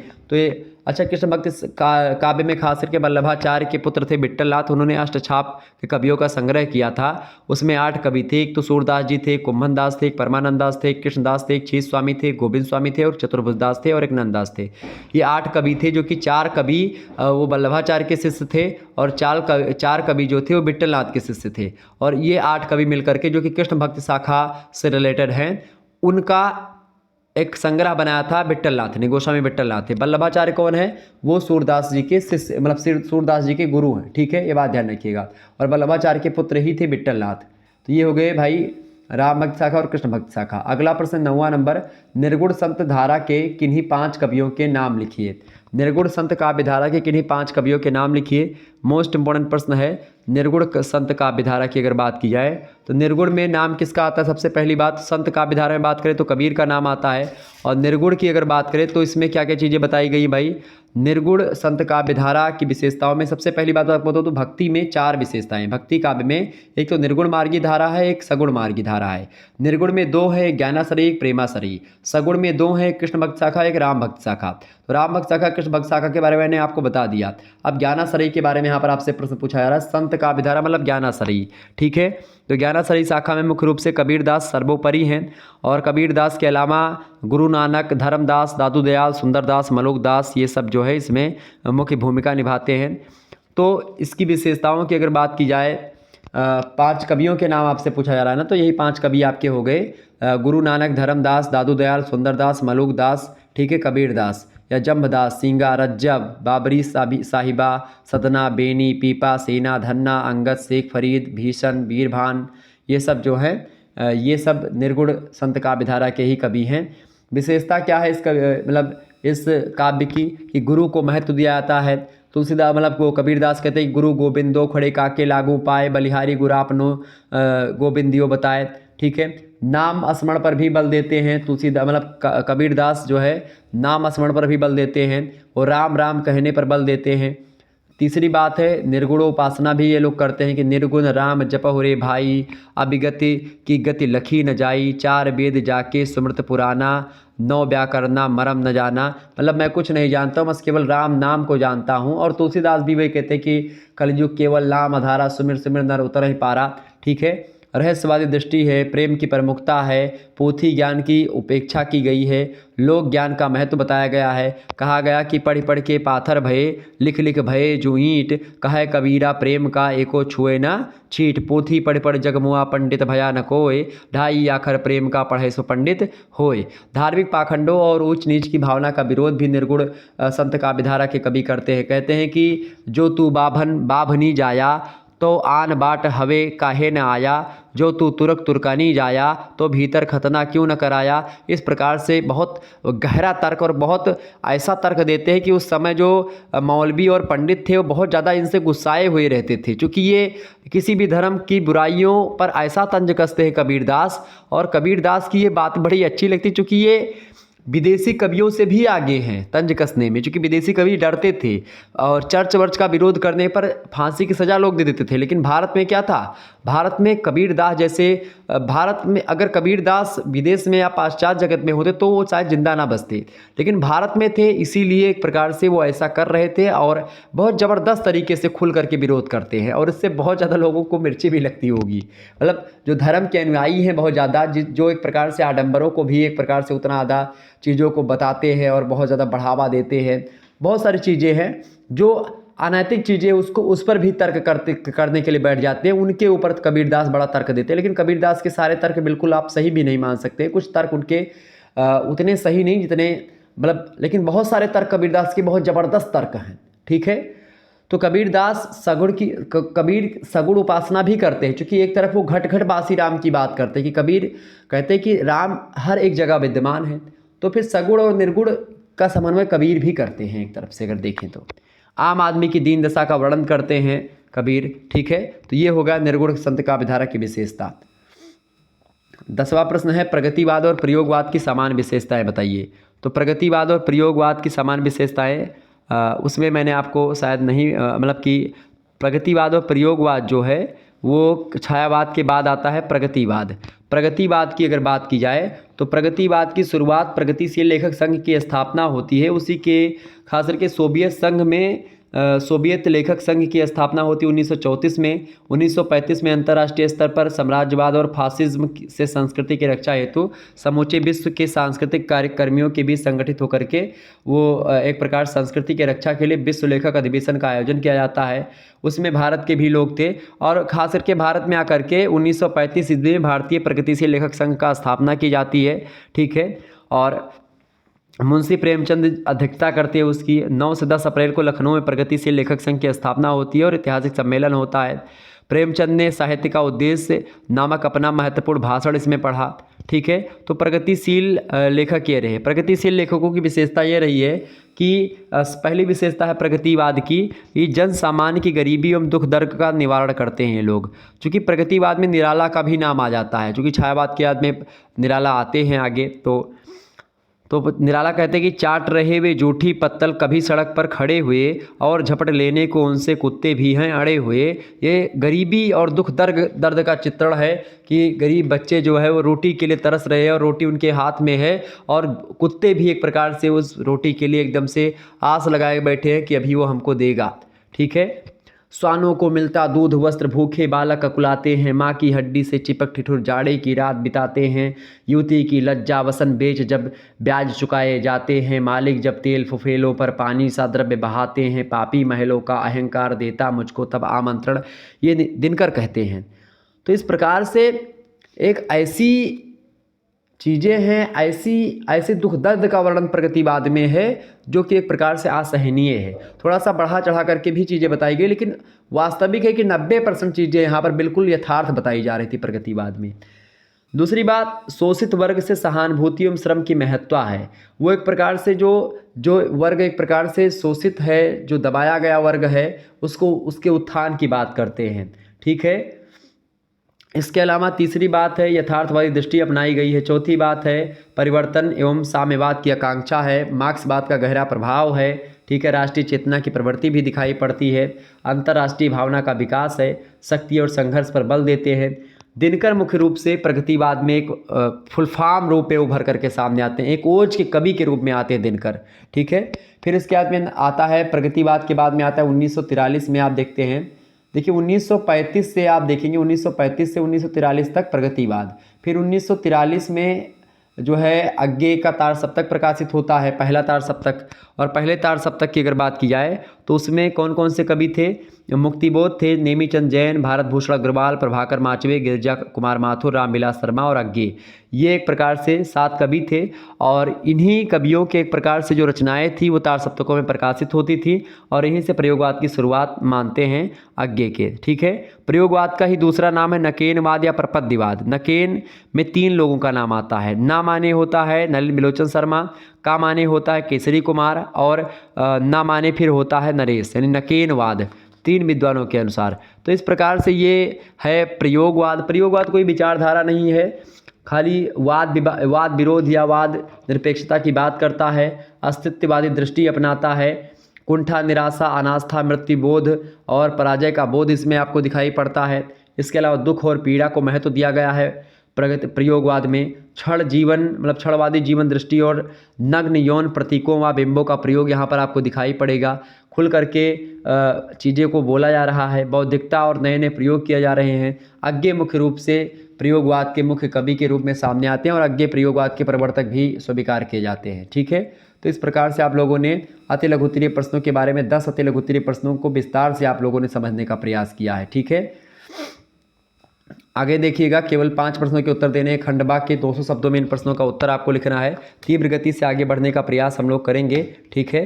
तीव्र गति से आगे बढ़ने का हम लोग प्रयास करेंगे। आप सभी लोग वीडियो को लाइक और शेयर जरूर कर दीजिएगा, क्योंकि इसी प्रकार से वीडियो लगातार मैं आपको देता रहता हूँ। तो आगे की देखिए पहली कविता है। अच्छा, इसमें केवल 5 प्रश्न करने हैं, उसमें व्याख्या भी है, मैं व्याख्या भी अभी समझा दूंगा आपको। देखिए आगे की काव्यगत विशेषताएं बताइए। आगे की काव्यगत विशेषताओं की अगर बात की जाए तो सच्चिदानंद हीरानंद व सेन अज्ञे जो हैं उनकी काव्यगत विशेषताएं आपसे पूछी जा रही हैं। इंपॉर्टेंट है परीक्षा की दृष्टि से प्रश्न। तो अज्ञे की अगर बात की जाए तो अज्ञे का जन्म कब हुआ था? प्रयोगवाद के प्रवर्तक है सबसे पहली बात। तार सप्तक के प्रवर्तक है। इनका पूरा नाम है सच्चिदानंद हीरानंद व सेन अज्ञे। 1943 ईस्वी में इन्होंने तार सप्तक का प्रकाशन किया है और वहीं से एक प्रकार से ये फेमस हो, मतलब आगे बढ़ते हैं। अज्ञे सबसे पहली बात इनकी आगे की विशेषता अहंगवादिता इनमें खूब ज़्यादा है। ये अस्तित्ववादी दर्शन में विश्वास रखते हैं। अस्तित्ववादी चिंतन की दृष्टि से अस्तित्ववादी व्यक्ति घोर व्यक्तिनिष्ठ होता है, अहंगवादी और स्वतंत्र चेतना वाला होता है। तो वो आपको इनके रचनाओं में दिखेगा। अहंगवादी विचारधारा को लेकर के अज्ञे कहते हैं कि तू अंतहीनता काल के लिए फलक पर टोंक दे, क्योंकि यह मांग मेरी मेरी मेरी है कि प्राणों के। दूसरी तरफ ये अनावस्था से आस्था की ओर की बात करते हैं। तीसरी विशेषता है पीड़ा बोध की, चूँकि जन सामान्य की कठोर सामाजिक बंधनों, आर्थिक वैषम्य को एक प्रकार से अभेद दीवारों से टकरा करके अपने को पराजित मानते हैं, टूटा हुआ मानते हैं, खंडित और कुंठित समाज मतलब कि एक प्रकार से मानते हैं। कहते हैं अज्ञे की दुख सबको मांझता है और चाहे स्वयं सबको मुक्ति देना वह ना जाने, किंतु जिनको मांझता है उनको यह सीख देता है कि सबको मुक्त रखें। और अज्ञे के काव्य में आपको व्यंग्यात्मकता देखने को मिलेगी, व्यंग करते हैं अज्ञे, ठीक है। पांचवी बात है व्यक्तिवादिता इनमें आपको मिलेगी। छठी बात है प्रयोगशील कवि हैं अज्ञे, ठीक है। सातवीं बात है आत्म केंद्रित कवि हैं। फिर स्वानुभूति जीवन को आगे बढ़ाने का काम करते, क्षणवाद, भोगवाद और दुखवाद की बात करते हैं। नए शैली शिल्प के कवि हैं अज्ञे। सत्य और अर्थ की खोज करते हैं अज्ञे। प्रणय चित्रण करते हैं अज्ञे। प्रकृति का सुंदर चित्रण करते हैं अज्ञे। तो ये है अज्ञे की काव्य की विशेषताएं। दूसरा प्रश्न है पंत के प्रकृति वर्णन की विशेषताएं बताइए। सुमित्रानंदन पंत जो हैं प्रकृति के सुकुमार कवि हैं और इसीलिए प्रकृति वर्णन की विशेषताएं उनको लेकर के पूछी जा रही हैं। तो अगर मैं आपको बताऊं कि पंत जी के बारे में, तो पंत जी जो हैं वो प्रकृति के सुकुमार कवि हैं। और पंत के काव्य में आप देखिएगा प्रकृति का बड़ा ही मनोरम सुंदर चित्रण प्रस्तुत किया गया है। स्वयं पंत जी लिखते हैं कि जब मैंने पहले लिखना शुरू किया था तब मेरे चारों ओर केवल प्राकृतिक परिस्थितियाँ और प्राकृतिक सौंदर्य का वातावरण ही ऐसा सजीव वस्तु थी जिससे मुझे प्रेरणा मिली, मतलब जिससे मुझे कुछ सीखने को मिला। और किसी ऐसी परिस्थिति या वस्तु की मुझे याद नहीं है जो मेरे मन को आकर्षित कर मुझे गाने और लिखने की ओर अग्रसर करती हो। केवल प्रकृति ही थी जो मुझको लिखने पर मजबूर कर दी और इसीलिए मैं प्रकृति पर ज़्यादा लिखा। ये पंत जी का स्वयं कथन रहा है। पंत जी की प्रकृति कई रूपों में हमारे समक्ष आती है। एक तो कहीं पर मधुर सुसज्जित और सुंदर रूप में, कहीं उग्र काल और विचित्र रूप में दिखाई पड़ती है, कहीं रूखे बेडोल और कर्कश रूप में आपको प्रकृति का रूप जो है पंत जी प्रस्तुत करते हैं। तो पंत का शुद्ध रूप अथवा आलंबन रूप में वर्णन प्रकृति का किया है। कहते हैं कि बांसों का झुरमुट, संध्या का झुटपुट है, चहक रही चिड़िया, टी बी टी टा टू टूटा, इस प्रकार से लिखते हैं। प्रकृति का उद्दीपन रूप में भी वर्णन करते हैं, आलंबन रूप में भी वर्णन करते हैं। प्रकृति का उद्दीपन रूप में वर्णन मतलब होता है कि जहाँ प्रकृति मानवीय भावों को उद्दीप्त करती है वहाँ प्रकृति का यह रूप होता है। उपवन में पल्लव सौंदर्य को देख करके कवि कहते हैं ये कि हृदय के प्रणव कुंज में लीन मूक कोकिल का मादक गान। तो ये एक प्रकार से ये प्रकृति का आलंबन रूप, प्रकृति का आलंबन रूप या प्रकृति का शुद्ध रूप वही होता है जहाँ प्रकृति पर या प्रकृति स्वयं आलंबन रूप में होती है। वो होती है जैसे आप देखते हैं कहीं पर फूल पत्ते और चिड़ियों को देख लें, उसका वर्णन कर दें, बादलों का वर्णन कर दें, इंद्रधनुष बन जाए बादलों पर उसका वर्णन कर दें, ओस तारे नदी झरने का वर्णन कर दें, ठीक है, उषा संध्या का वर्णन कर दें। तो ये सब प्रकृति का आलंबन रूप है। और प्रकृति का उद्दीपन रूप क्या है? पल्लव सौंदर्य के बारे में या फिर एक प्रकार से किसी चिड़िया बोल रही है उसके बारे में, तो ये सब हो गया, ठीक है। अलंकारिक रूप में प्रकृति का चित्रण करते हैं, प्रकृति का प्रतीक रूप में चित्रण करते हैं, प्रकृति का मानवीकरण रूप भी दिखाई पड़ता है। ये कहते हैं पंत जी संध्या कविता में कहते हैं प्रकृति के मानवीकरण का सुंदर उदाहरण देते हैं। कहते हैं कि कहो तुम रूप सी कौन व्योम से ऊपर रही चुपचाप छिपी निज छाया छवि में आप, ये कहते हैं वो। रहस्यात्मक रूप में प्रकृति चित्रण करते हैं पंत जी। कहते हैं कि न जाने नक्षत्रों से कौन निमंत्रण देता मुझको मौन। प्रकृति का पृष्ठभूमि के रूप में चित्रण करते हैं, प्रकृति का उपदेशिका के रूप में चित्रण करते हैं, प्रकृति की नारी रूप में चित्रण करते हैं, प्रकृति का दार्शनिक तत्वों के प्रकाशन के रूप में चित्रण करते हैं वो। कुल मिलाकर के जो है पंत जी ने प्रकृति के विभिन्न रूपों के चित्रण में पर्याप्त सफलता प्राप्त करी है और साथ ही उनकी आरंभ में अंत तक की रचनाओं में प्रकृति का सुंदर अंकन हुआ है। और इस प्रकार पंत जी को निश्चित रूप से प्रकृति का कवि कहा जाता है और इसीलिए प्रकृति का सुकुमार कवि भी इनको कहा जाता है। तीसरा प्रश्न है मैथिली क्षणगुप्त का साहित्यिक परिचय दीजिए। मैथिली क्षणगुप्त की अगर बात की जाए तो हालांकि कुछ विश्वविद्यालयों में आपके पाठ्यक्रम में संकलित हैं, लेकिन अधिकतर विश्वविद्यालयों में मैथिली क्षणगुप्त जी संकलित नहीं है। लेकिन मेरे हिसाब से मैथिली क्षणगुप्त जी को काव्य में, हिंदी काव्य में ना शामिल करना ये भूल रही होगी, ठीक है, उन लोगों की जिन्होंने हिंदी साहित्य में मैथिली क्षणगुप्त जी को नहीं रखा। और मेरे हिसाब से जिस विश्वविद्यालय में नहीं है उनमें होना भी चाहिए मैथिली क्षणगुप्त। मैथिली क्षणगुप्त राष्ट्र कवि हैं और इनका जन्म हुआ था 3 अगस्त 1886 को, मृत्यु हुई थी 12 दिसंबर 1964 को। हिंदी के प्रसिद्ध कवि हैं और खड़ी बोली के प्रथम कवि मान सकते हैं, प्रथम महत्वपूर्ण कवि मान सकते हैं इनको। हिंदी साहित्य में मैथिली क्षणगुप्त जी को दद्दा के नाम से संबोधित किया जाता है। इनकी रचना है एक भारत भारती, 1912 में आई। भारत के स्वतंत्रता संग्राम के समय काफ़ी प्रभावशाली ये रचना सिद्ध होती है। यहाँ तक कि दक्षिण भारत के लोगों ने भारत भारती रचना पढ़ने के लिए हिंदी सीखना प्रारंभ कर दिया था, ठीक है। इस तरीके से इनकी रचना बड़ी फेमस होती है। राष्ट्र कवि की पदवी भी इनको मिलती है, महात्मा गांधी ने इनको राष्ट्र कवि की पदवी दी थी और इनकी जयंती 3 अगस्त को हर वर्ष कवि दिवस के रूप में मनाया जाता है, ठीक है। 1954 में भारत सरकार ने इनको पद्म भूषण भी दिया था मैथिली क्षणगुप्त जी को, ठीक है। तो ये इनके साहित्यिक परिचय के रूप में आप लिख सकते हैं। इनकी रचनाओं में बात की जाए तो महाकाव्य में इन्होंने साकेत महाकाव्य लिखा, यशोधरा खंड काव्य लिखा, जयद्रथ बद्ध लिखा, भारत भारती लिखा, पंचवटी लिखा, द्वापर, सिद्धराज, ये सब इनके कई खंड काव्य और महाकाव्य हैं। नाटकों में इन्होंने रंग में भंग नाटक लिखा, राजा प्रजा नाटक लिखा, वन वैभव, बिकरमट, बिरहणी, ये कई नाटक हैं। ग्रंथावलियों में 12 खंडों में इनकी ग्रंथावली बटी हुई है, जिसमें खास केसों की कथा, स्वप्नवास दत्ता, मेघनाथ वध, उच्छ्वास, पुत्रावली, ये सब ग्रंथावली लिखी। भारत भारती इनकी रचना बड़ी फेमस रचना है और भारत भारती गुप्त जी की प्रसिद्ध काव्यकृति इसलिए है और खासकर 1912-13 में लिखी गई है, चूँकि इसको पढ़ने के लिए इसमें स्वतंत्रता की बात की गई थी और इसको पढ़ने के लिए दक्षिण भारत से लेकर के उत्तर भारत के सभी लोगों तक एक प्रकार से ये सांस्कृतिक नवजागरण का ऐतिहासिक दस्तावेज के रूप में सामने आती है। तो ये है मैथिली क्षणगुप्त जी के बारे में कुछ बातें जो कि आप लिख सकते हैं उनके साहित्यिक परिचय में। चौथा प्रश्न आप देखिए, घनानंद के प्रेम वर्णन की प्रमुख विशेषताओं का उद्घाटन कीजिए। अभी मैं व्याख्या पढ़ने वाला हूँ, लेकिन यहाँ पर थोड़ा सा घनानंद के बारे में देख लेते हैं, फिर उसके बाद में हम चर्चा करेंगे, ठीक है। घनानंद की अगर बात की जाए तो घनानंद का जो प्रेम वर्णन है उसकी बात की तो उसमें विरह बहुत ज़्यादा आपको मिलेगा। घनानंद के काव्य में विरह आपको इसलिए मिलेगा चूँकि सुजान से प्रेम करते थे, सुजान उनके साथ नहीं जाती है।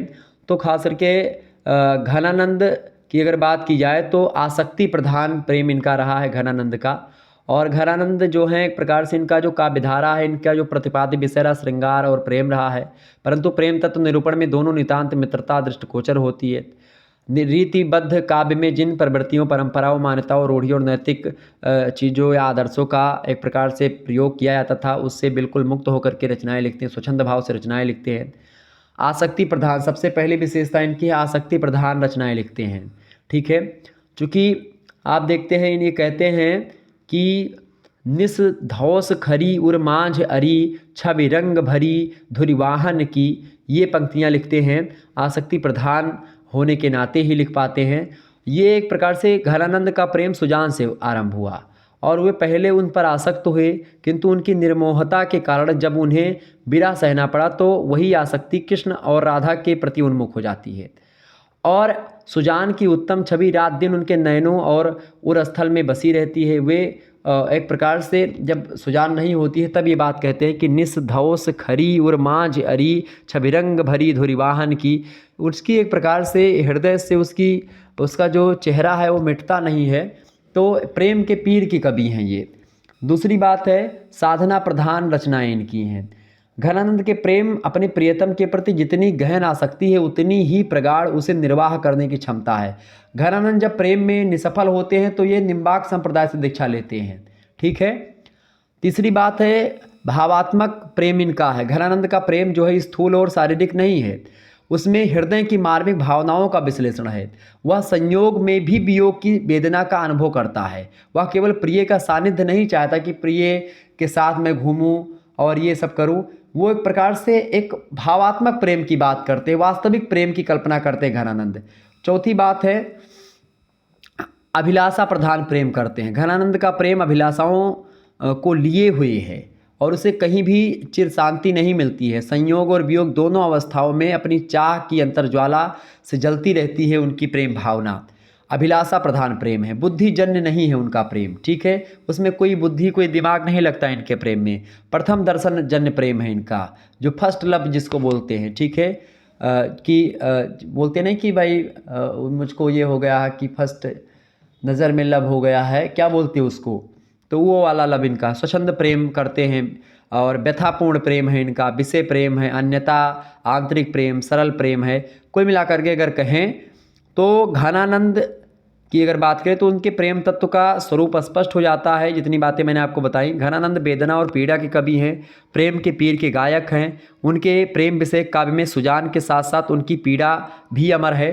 तो कुल मिलाकर के यह घनानंद के बारे में कुछ बातें मैंने आपको बताई जो कि उनके प्रेम वर्णन को लेकर के थी, ठीक है। अब आगे देखिएगा, यहाँ पर कुछ कविताएँ हैं जिनकी व्याख्या हमको देखनी है, ठीक है। तो उनकी व्याख्या हम लोग समझेंगे, फिर उसके बाद में आगे हम बढ़ेंगे, ठीक है। समझने का प्रयास करते एक बार सभी लोग वीडियो को लाइक और शेयर कर दीजिएगा। वीडियो थोड़ा लंबा जरूर हो रहा है, लेकिन आपको बता दूं कि ये एक ही वीडियो के माध्यम से आप संपूर्ण सिलेबस को कवर कर रहे हैं, ऐसा आपको कहीं और नहीं मिलेगा, ठीक है। तो एक बहुत ज़बरदस्त तरीका है ये आपको पढ़ने का और पढ़ाने का, तो ये बहुत अच्छे तरीके से आपको समझनी चाहिए और जाननी भी चाहिए, ठीक है। निश्चित तौर पर आपकी समझ में सारी चीज़ें आ ही रही होंगी।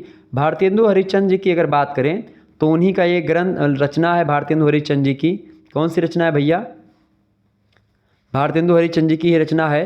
देखिए रचना क्या है, रोकहूँ जो तो अमंगल होए और प्रेम नसें जो कहे पिए जाइए, और जो कहें जाओ न तो प्रभुता, और जो कछु न कहाऊँ तो स्नेह नसाइए।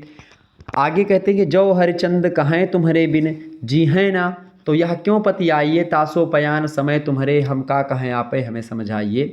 ये ब्रज भाषा में लिखे गया एक प्रकार से रचना है। क्या है, एक बार इसको अगर पद्य में पढ़ेंगे तो कैसे पढ़ेंगे कि रोक कहीं जो तो अमंगल होए और प्रेम नसें जो कहे पिए जाइए, जो कहे न जाओ तो प्रभुता, जो कछु न कहें तो स्नेह नसाइए। जो हरिचंद कहें तुम्हारे बिन जी है ना, तो यह क्यों पति आइए, तासो पयान समय तुम्हारे हम का कहें आप हमें समझाइए।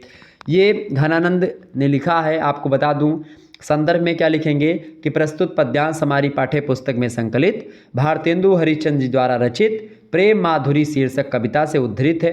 प्रस्तुत सवैया में, और ये सवैया छंद में लिखा हुआ है, तो आप लिखेंगे प्रस्तुत सवैया में नायिका के द्वारा प्रदेश जा रहे पति से चतुरतापूर्वक कहे गए नायिका का कथन एक प्रकार से यहाँ पर है। और चतुरतापूर्वक बात करती है नायिका, एक नायक है एक नायिका है, एक पति पत्नी मान सकते हैं कि वो नायक नायिका भी कह सकते हैं, पति पत्नी भी कह सकते हैं कि वो एक पति है, वो परदेश जा रहा होता है, और ऐसी स्थिति में उसकी जो पत्नी है, उसकी जो प्रेमिका है, कुछ भी आप मान सकते हो, नायिका है, वो नायक से कहती है कि उस नायिका के समक्ष एक बहुत बड़ा संकट आन पड़ा है। कैसा संकट है कि रोको जो तो अमंगल होए, चूँकि रोको, अगर खास करके आप देखते हैं कि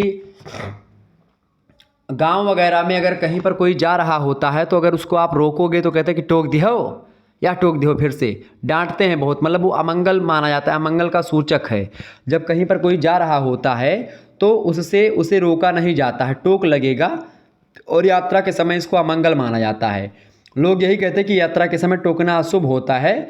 यदि उसे मतलब यदि वह खास करके अब यहाँ पर रोकती है पति अपने पत्नी को, मतलब पत्नी अपने पति को रोकती है, नायक को नायिका रोकने का प्रयास करती है, तो अमंगल होता है। और अगर ये कहती है और प्रेम नशे जो कहा पिए, ये प्रेम नशे मतलब प्रेम नष्ट होता है। कैसे? अगर वो कहती कि हे प्रिय आप प्रदेश चले जाओ तो प्रेम नष्ट होता है, यानी ये पति को ऐसा लगेगा कि ये जो पत्नी है मुझे भगाना चाह रही है यहाँ से, यानी ये मुझसे प्रेम नहीं करती, तो प्रेम नष्ट हो जाता है। आगे कहती है पत्नी कि जो कहें जाओ न तो प्रभुता, अगर मैं ऐसा कहती हूँ कि हे पति, हे नायक या हे प्रिय आप मत जाओ परदेश, तो ये मेरा आप पर अधिकार हो जाएगा, प्रभुता हो जाएगी, आपको मैं आदेश दे रही हूँ, ऐसा कुछ फीलिंग आएगी आपके अंदर। तो इसीलिए मैं विवश हूँ। और जो कछु ना कहें तो सने न साइए, अगर मैं आप जा रहे हैं और मैं आपसे कुछ भी ना कहूँ तो हमारा स्नेह नष्ट होता है, हमारा प्रेम नष्ट होता है। तो ऐसी स्थिति में एक प्रकार से हरिश्चंद्र जी कहते हैं, भारतेंदु जी कहते हैं कि जो हरिचंद्र कहें तुम्हारे बिन जी हैं ना, तो यह क्यों पतियाइए। अगर वो नायिका कहती है कि अगर मैं ये कहूँ, हरिचंद्र जी बताने का काम करते हैं कि वो नायिका कहती है कि अगर वो अपने नायक से, अपने पति से ये कहे कि हम तुम्हारे बिन जी नहीं पाएंगे, तो क्या वो हम पर विश्वास करेंगे। क्यों पतियाइए, पतियाइए मतलब एक प्रकार से क्या हम पर वो विश्वास करेंगे। अगर मैं ऐसा कहूँ कि मैं जो है आपके बिना जीवित नहीं रह सकती, तो क्या वो विश्वास करेंगे। नायिका इस बात से बहुत परेशान है कि मैं अब इस समय क्या कहूँ, परदेश जाते हुए अपने पति से अब क्या कहा जाए। तो वो अपने चातुरता का प्रयोग करती है उस समय और कहती है कि तासोपयान समय तुम्हारे, हम का कहें आप हमें समझाइए।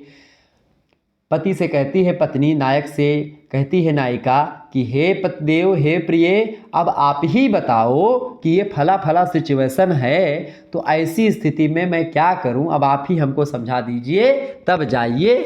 ठीक है, ये वो कहती है समझा दे। तो इस प्रकार से नायिका जो है अपने प्रिय से कहती है, चतुरतापूर्वक जो है अपने मन की बात को बताते हुए उसके प्रेम को जीतने की कोशिश कर रही है अपने पति के। और इस प्रकार से यहाँ पर बहुत अच्छा मार्मिक प्रसंग का प्रस्तुत किया था भारतेंदु हरिश्चंद्र जी ने। यहाँ पर काव्य सौंदर्य में नीचे लिखा जाता है, जो उसमें आप भाव पक्ष में नायिका के अंतर मन में लिख सकते हैं कि नायिका के मन में उठ रहे भावों की सुंदर अभिव्यक्ति की गई है, नायिका की चतुरता प्रदर्शित की गई है, श्रृंगार रस का वर्णन किया गया है।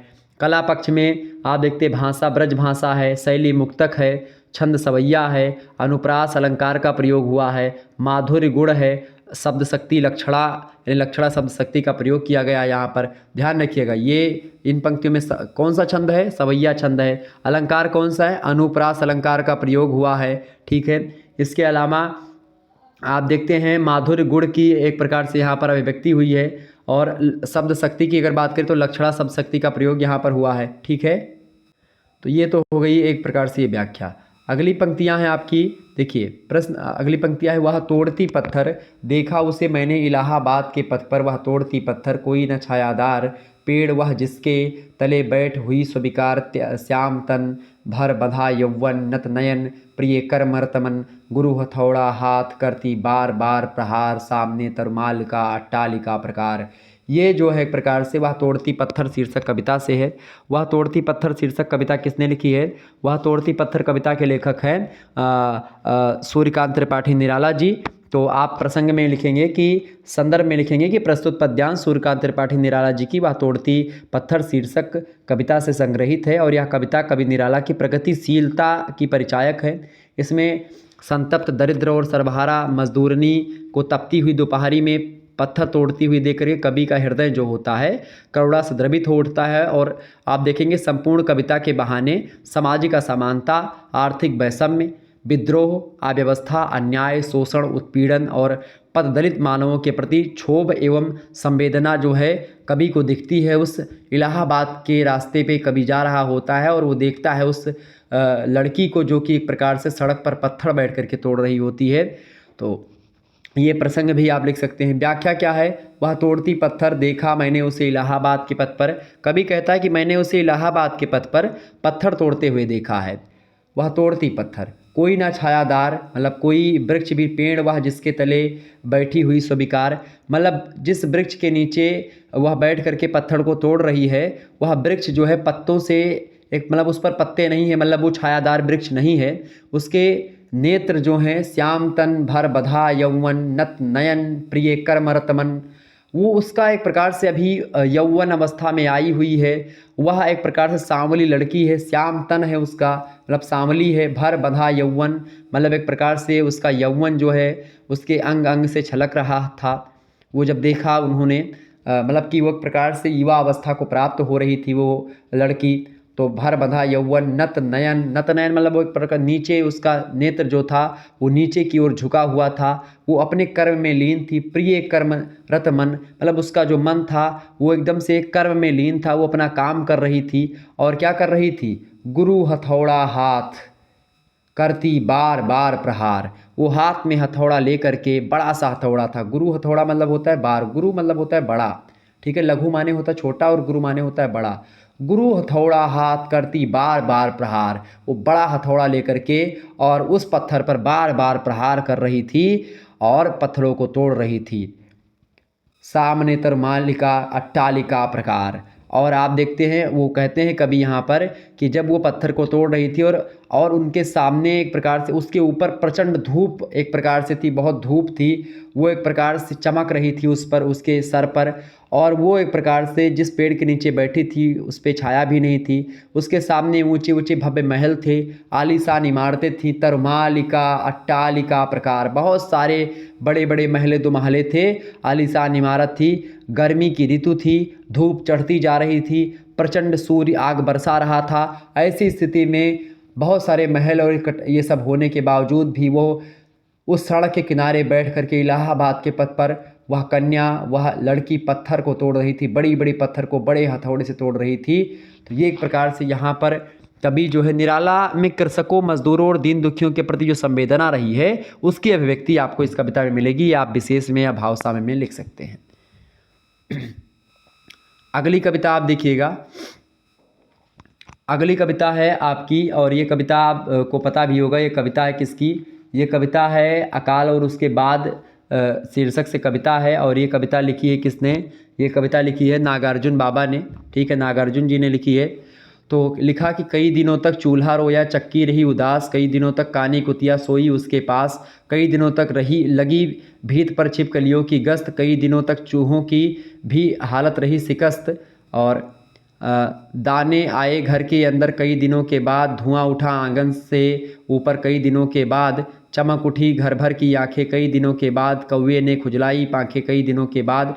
अच्छा, इन सभी कविताओं की व्याख्या जो है, इन सभी कविताओं जितनी कविताओं की व्याख्या है वो ऑलरेडी मैं करवा चुका हूँ, सारी वीडियोस हमारे पास उपलब्ध हैं। कुछ कविताएं बची हुई हैं, उनकी व्याख्या जल्द ही हो जाएंगी। तो अगर आप में से हिंदी साहित्य का संपूर्ण कोर्स किसको पढ़ना, जिसको भी पढ़ना है, तो हमारे नंबर 9161936062 ये मेरा व्हाट्सअप नंबर है। इसी पर आपको SMS कर देना अगर आप में से किसी को कोर्स लेना हिंदी साहित्य का BA फर्स्ट सेमेस्टर का 2024 की परीक्षाओं के लिए, जिसमें आपको PDF नोट्स भी मिलेंगे और बहुत सारे मतलब जितनी कविताएं आपके पाठ्यक्रम में संकलित हैं उन सभी कविताओं की व्याख्या, मतलब उन सभी कविताओं की व्याख्या वाली वीडियोस सारी आपको मिल जाएंगी। PDF नोट्स भी आपको मिलेंगे और जो भी वीडियोज़ होंगी और भी सब्जेक्ट की उनकी भी PDF नोट्स जो होगी वो ग्रुप में आपको मिलती रहेगी। तो आपको मात्र 100 रुपये सेंड करने हैं, ठीक है। कहाँ पर? आप व्हाट्सएप पर SMS करेंगे, मैं आपके पास एक स्कैनर सेंड करूंगा, उस पर आपको मात्र 100 रुपये पे कर देने। UPI माध्यम से, गूगल पे, फ़ोन पे जो भी आप चलाते हैं तुरंत आप सेंड करेंगे।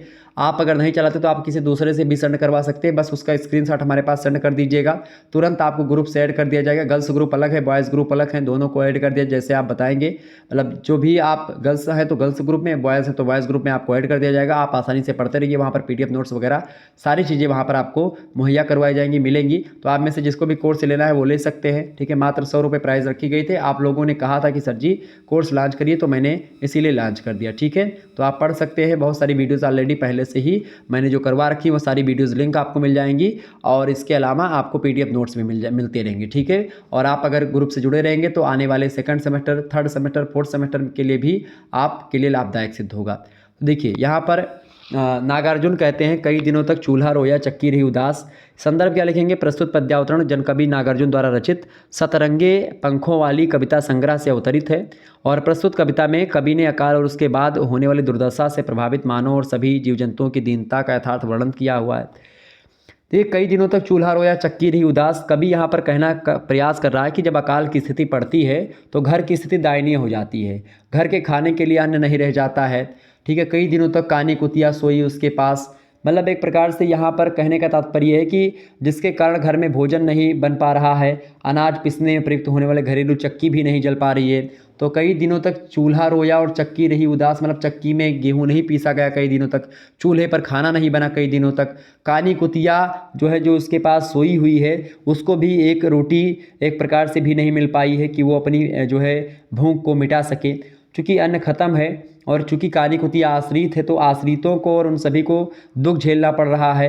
कई कई दिनों तक वह बिना कुछ खाए पिए जीवन अपना व्यतीत कर रहे हैं। ये अकाल के बाद की स्थिति है। कई दिनों तक लगी भीत पर छिपकलियों की गश्त और कई दिनों तक चूल्हों की हालत रही शिकस्त। घर की दीवारों पर इधर उधर जो छिपकलियाँ चहलकदमी करती हैं, इस अकाल से ग्रसित हो करके, चूँकि उन्होंने कुछ खाया पिया नहीं है, कुछ खाद्य पदार्थ उनको दिखाई नहीं दे रहा है, तो इसलिए वो घरेलू बिलों में रहने वाले चूहे भी आप देखते हैं एक एक दाने के लिए मोहताज इधर उधर दौड़ रहे हैं। और जिस घर में आप बता दूं कि मनुष्य नहीं रहते, वहाँ पर छिपकलियाँ भी नहीं रहती हैं।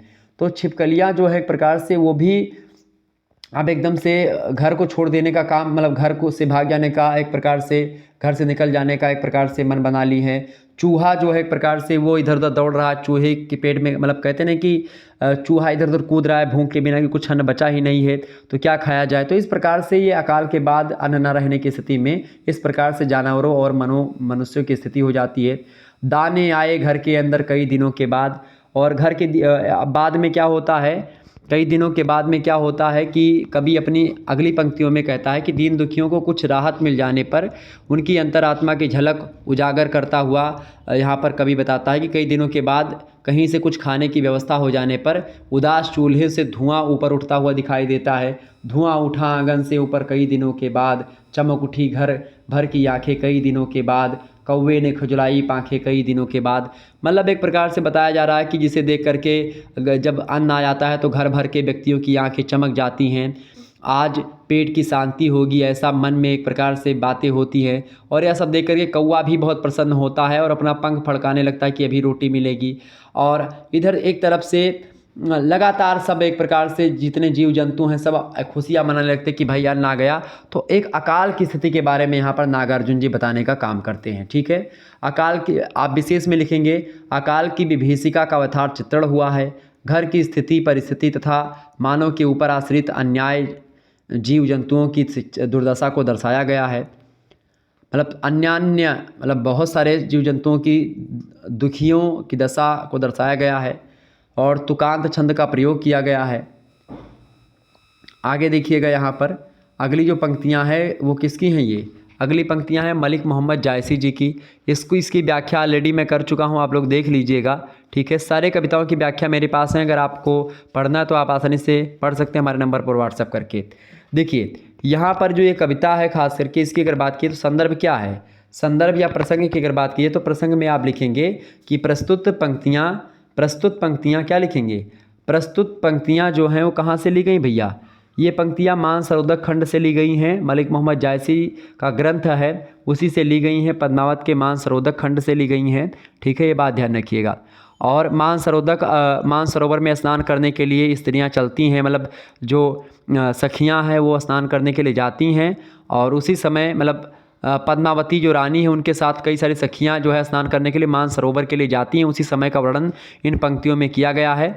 यहाँ पर कहा गया कि जब सखियां जो है मानसरोवर किनारे पहुँच जाती तो उस समय के बारे में वर्णन किया गया है कि धरी धीर सब कंचुक सारी, सरोवर मह पैठी सब बारी, और पाई नीर जानो सब बेली, हुलसह करहीं काम कैकेली, करिल केस बिसहर बिसभारे, लहरें लेह कवल मुखधारे, नवल बसंत सांवरी करी हुई प्रकट जानो रस भारी, उठी कोप जस दारिब दाखा भई उनंत, प्रेम कै शाखा सरिवर नहीं सामाई, संसारा नहाई चांद नहाय बैठ ले तारा, धन सो नीर शशि तरई उई, अब कित दीठ कमठ औ कुई, चकई बिछोरी पुकारे, कहाँ मिलो हो नाह, एक चांदनी सरग माह, दिन दूसर जल माह।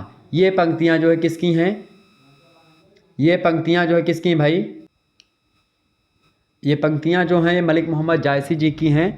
मलिक मोहम्मद जायसी जी कहते हैं कि जब सखियाँ जो है पद्मावती के साथ स्नान करने के लिए जाती मानसरोवर में, तो उस समय का वर्णन यहाँ पर किया गया है। ठीक है, इस छंद में जायसी सखियों सहित पद्मावती के सरोवर में स्नान करने के सौंदर्य का वर्णन कर रहे हैं, आप प्रसंग में लिख सकते हैं। क्या है कि धरी धीर सब कंचुक सारी, मतलब एक प्रकार से पद्मावती और उसकी सारी सखियां जो हैं अपनी अपनी कंचुकियां और साड़ियां उतार करके सरोवर के किनारे, सरवर मह पैठी सब बारी, मतलब सरोवर के किनारे अपने सारे कपड़े उतार करके रख देती। कंचुकी माने होता है उपवस्त्र, जिसको आप चोली कहते हैं, वो होता है कंचुकी, ठीक है। और जो साड़ी होती है पूरी, तो यानी साड़ी और जो है उपवस्त्र जिसको आप बोलते हैं, वो सब निकाल करके और नदी के किनारे यानी सरोवर के किनारे रख देती हैं सारी सखियां, और जल में एक प्रकार से आगे बढ़ती हैं, सरोवर में प्रविष्ट होती हैं, सरोवर में स्नान करने के लिए जो है जाती हैं। और आगे कहते हैं कि पाई नीर जानो सब बेली, हुलसहि करहि कामकै केली। जिस प्रकार से जब वो सरोवर में जो है सखियां और जो है पद्मावती प्रवेश करती हैं, तो जिस प्रकार बेलें पानी मिलने से हुलसित हो उठती हैं, बेलें मतलब लताएं जो बंवर वगैरह होती हैं, वो सब जिस प्रकार से जब पानी मिलता है उनको तो बहुत ही खिलती और हरी भरी दिखती हैं, जैसे ही उसी प्रकार से जब ये जल का स्पर्श करती हैं, पाई नीर जानो सब बेली, हुलसहि करें काम के केली। जिस प्रकार से लताएं और जो एक प्रकार से छोटे छोटे कलियां होती हैं वो खिलने लगती हैं, पानी बरसने से एक प्रकार से जो गद्दर आम होते हैं वो पकने लगते हैं, ठीक इसी प्रकार से जब जल में स्पर्श पाती हैं स्त्रियां, जो पद्मावती और उनकी सखियां हैं, कूदती हैं तो हुलसित उठती हैं, आनंद में भर करके जल क्रीड़ा करती हैं, जल में खेलना प्रारंभ कर देती हैं, ठीक है। वो जल उनको स्नान मतलब उनको जल उनके ऊपर फेंक रही हैं, वो उनके ऊपर जल फेंक रही हैं, इस प्रकार से स्नान सरोवर में किया जाता है बेसिकली। इसके बाद में करिल केस बिसहर बिस भरे, लहरें लेह कमल मुख धरे। करिल केस, करिल केस का मतलब यहाँ पर क्या हो गया भैया? करिल केस बताए, करिल माने होता है काले, और काले केस जो है वो बिसहर बिस भरे, बिसहर बिस भरे मतलब होता है विषधर सांप की भांति, ठीक है। यानी उनके जो एक प्रकार से जो मुखों पर फैले हुए जो काले केस लहराते हैं, वो ऐसे लग रहे थे मानो विषधर नाग अपने मुख में कमलों को पकड़े हुए ले रहा है। लहरे ले कमल मुख धरे, ऐसा लग रहा है कि सर्प जो है अपने मुख में कमल लेकर के घूम रहा है, ठीक है। इस प्रकार से क्योंकि उनके मुख पर जो है एक प्रकार से या उनके मुख पे के पीछे और आगे सब जो है लंबे लंबे बाल हैं, और उन्हीं बालों के भीतर उनका मुखड़ा सुंदर सुंदर कमल की भांति प्रतीत हो रहा है, ऐसा लग रहा है। यहाँ पर मलिक मोहम्मद जायसी जी कहते हैं आगे, नवल बसंत सांवरी करी, होई प्रगट जानो रस भरी। नवल बसंत, ठीक है, नवल माने नया होता है, क्या है? नवल बसंत संवारी मतलब सांवरी करी, और होई प्रगट जानो रस भरी। वे जो सखियां हैं एक प्रकार से ऐसा लग रहा है कि मानो बसंत की नई सांवरी हुई कलियों की तरह रस से परिपूर्ण हो रही थी। मतलब जैसे बसंत ऋतु में क्या होता है कि जब नया नया बसंत आता तो नया नया कल्ला फूटता है, कलियां जो होती पुष्पित होना प्रारंभ होती हैं, बहुत ही सुंदर सुंदर कलियां होती हैं, हरी भरी एकदम से। ठीक इसी प्रकार से ऐसी एक प्रकार से वो खिलखिला करके जब हंसती हैं और उनके मुखार बिंद जब देखते हैं, जो मलिक मोहम्मद जायसी जी वर्णन करते हैं कि वो इस भांति लग रही है जैसे कि एक कल्ला होता है, कली होती है, जब वो एक प्रकार से पुष्प बनने की दिशा में अग्रसर होती है। जब बसंत आता है उस समय के कल्ले जो होते हैं उस प्रकार से लग रही हैं, यानी उनकी कलियां रस से भर करके हिल्लोलित होती हैं। उसी प्रकार सारी बालाएं जो है जल के स्पर्श से हिल्लोलित होकर के जल क्रीड़ा कर रही हैं। उठी कोप जस दारिब दाखा, भई उनंत प्रेम कै शाखा। आगे कहते हैं मलिक मोहम्मद जायसी जी कि सरोवर के श्यामता लिए जल में उनके मुख ऐसे प्रतीत हो रहे थे मानो अनार और अंगूर की बेलों में लाल लाल कोपलें फूटी हों, और उन बालाओं के रूप में प्रेम की शाखा ही मानो झुक गई हो। जैसे आप कभी अगर उसका अंगूर और अनार का पेड़ देखते तो अनार के पेड़ में बहुत लाल लाल पुष्प फुलाते हैं, और ऐसे ही अंगूर के फूल में, तो वही यहाँ पर उठी कोप जस दारिब दाखा, भई उनंत प्रेम कै शाखा। ठीक उसी प्रकार से यहाँ पर ऐसा लग रहा है कि वो पुष्प एक प्रकार से कमल की पुष्प की उस सरोवर रूपी वृक्ष, सरोवर रूपी अनार के वृक्ष या सरोवर रूपी बेले जो एक प्रकार से उसकी हैं लताएं हैं किसकी, अंगूर के वृक्ष की, उसमें एक प्रकार से जो पुष्प फल रहे हैं जिस प्रकार से लगते हैं, उसी प्रकार से उस जल में जो नदियों में जो सखियाँ और रानी पद्मावती हैं वो लग रही हैं। आगे वर्णन करते हैं मलिक मोहम्मद जायसी कि सरोवर नहीं समाये संसारा, चांद नहाय पैठ ले तारा। आ हा, क्या बात कर दिया। कहते हैं मलिक मोहम्मद जायसी जी कि उसमें सखियों सहित स्नान करती हुई जो पद्मावती हैं वो ऐसी लग रही थी मानो चंद्रमा हो, तारागणों के बीच में। तारागणों से तुलना किसकी गई है? सखियों से। सखियां तारागण की भांति नजर आ रही हैं और उसमें चंद्रमा की भांति एक बहुत दिव्य स्वरूपा, बहुत सुंदर एक ऐसी स्त्री दिखती है जो पद्मावती है। तो पद्मावती नारी मतलब पद्मावती रानी के बारे में, उनकी सुंदरता के बारे में यहाँ पर वर्णन किया गया है कि सरवर नहीं समाई संसारा। ऐसा लग रहा है कि जो है इस मान सरोवर में सारा का सारा संसार समाया हुआ है, पूरा आसमान समाया हुआ है, जिसमें जो इस सखियाँ हैं वो तारागण हैं और जो एक प्रकार से चांद हैं वो कौन है? चांद से तुलना खास करके स्त्रियों के मुख से की ही जाती है। लेकिन मुक्तिबोध जाते हैं तो कहते हैं चांद का मुंह टेढ़ा है। मुक्तिबोध कविता क्या लिखते हैं? चांद का मुंह टेढ़ा है, ठीक है। लेकिन अधिकतर कवियों ने चांद से तुलना करी है मुखड़े की, कि चांद सा मुखड़ा तेरा, ठीक है। तो यहाँ पर पद्मावती की तुलना जो है वो चांद से भी की गई है। और आगे है कि धन सो नीर ससि तरई हुई, अब कित दीठ कमल औ कोई। आगे कहते हैं कवि कि वह सरोवर और जल धन्य है जिसमें चांद और तारे उदय हो गए हों। धन्य सो नीर मतलब वो पानी धन्य है। ससि तरी तरई उई मतलब जिसमें ससी, ससी माने चंद्रमा और तरई माने होता है तारा। अवधि में तरई ही कहा जाता है तारा को, ठीक है, नक्षत्र को। तो एक प्रकार से वो तरई ऐसा जल धन्य हुआ, यह सरोवर धन्य हुआ जिसमें ऐसी रानी, यानी इस प्रकार की रानी पद्मावती और उनकी सखियां इतनी सुंदर सुंदर, जिस जल को स्पर्श कर ले वह जल भी पवित्र हो गया। वह जल एक प्रकार से अपने आप में क्या हो गया? वह जल अपने आप में एक प्रकार से धन्य हो गया जिसमें रानी पद्मावती ने स्नान कर लिया। अब क्या हो गया? आगे कहते हैं कि अब कित दीठ कमल और कुई। अब उसमें कमल और कुमुदनी जो है वो कहाँ दिखाई दे सकती है? जब उसमें चांद और तारे स्नान कर रहे हैं। मतलब यहाँ पर प्रकृति रूपी कमल की सुंदरता और कुमुदनी की सुंदरता को कम दिखाया गया है पद्मावती की सुंदरता के आगे और उनकी सखियों की सुंदरता के आगे। जहाँ पर भाई चांद ही खुद आ गया समुद्र में स्नान करने, इतनी सुंदर सुंदर स्त्रियाँ स्नान कर रही हैं, उसमें कमल और उसको कौन देखेगा? यहाँ पर भाव ये है, भाव ये है कि पद्मावती और उनकी सखियों के सौंदर्य के सामने कमल और कुमुदनी का सौंदर्य एकदम से खत्म सा प्रतीत होता है, कुछ नहीं दिखता है, उनकी ओर अब किसी का ध्यान नहीं हो पाता है।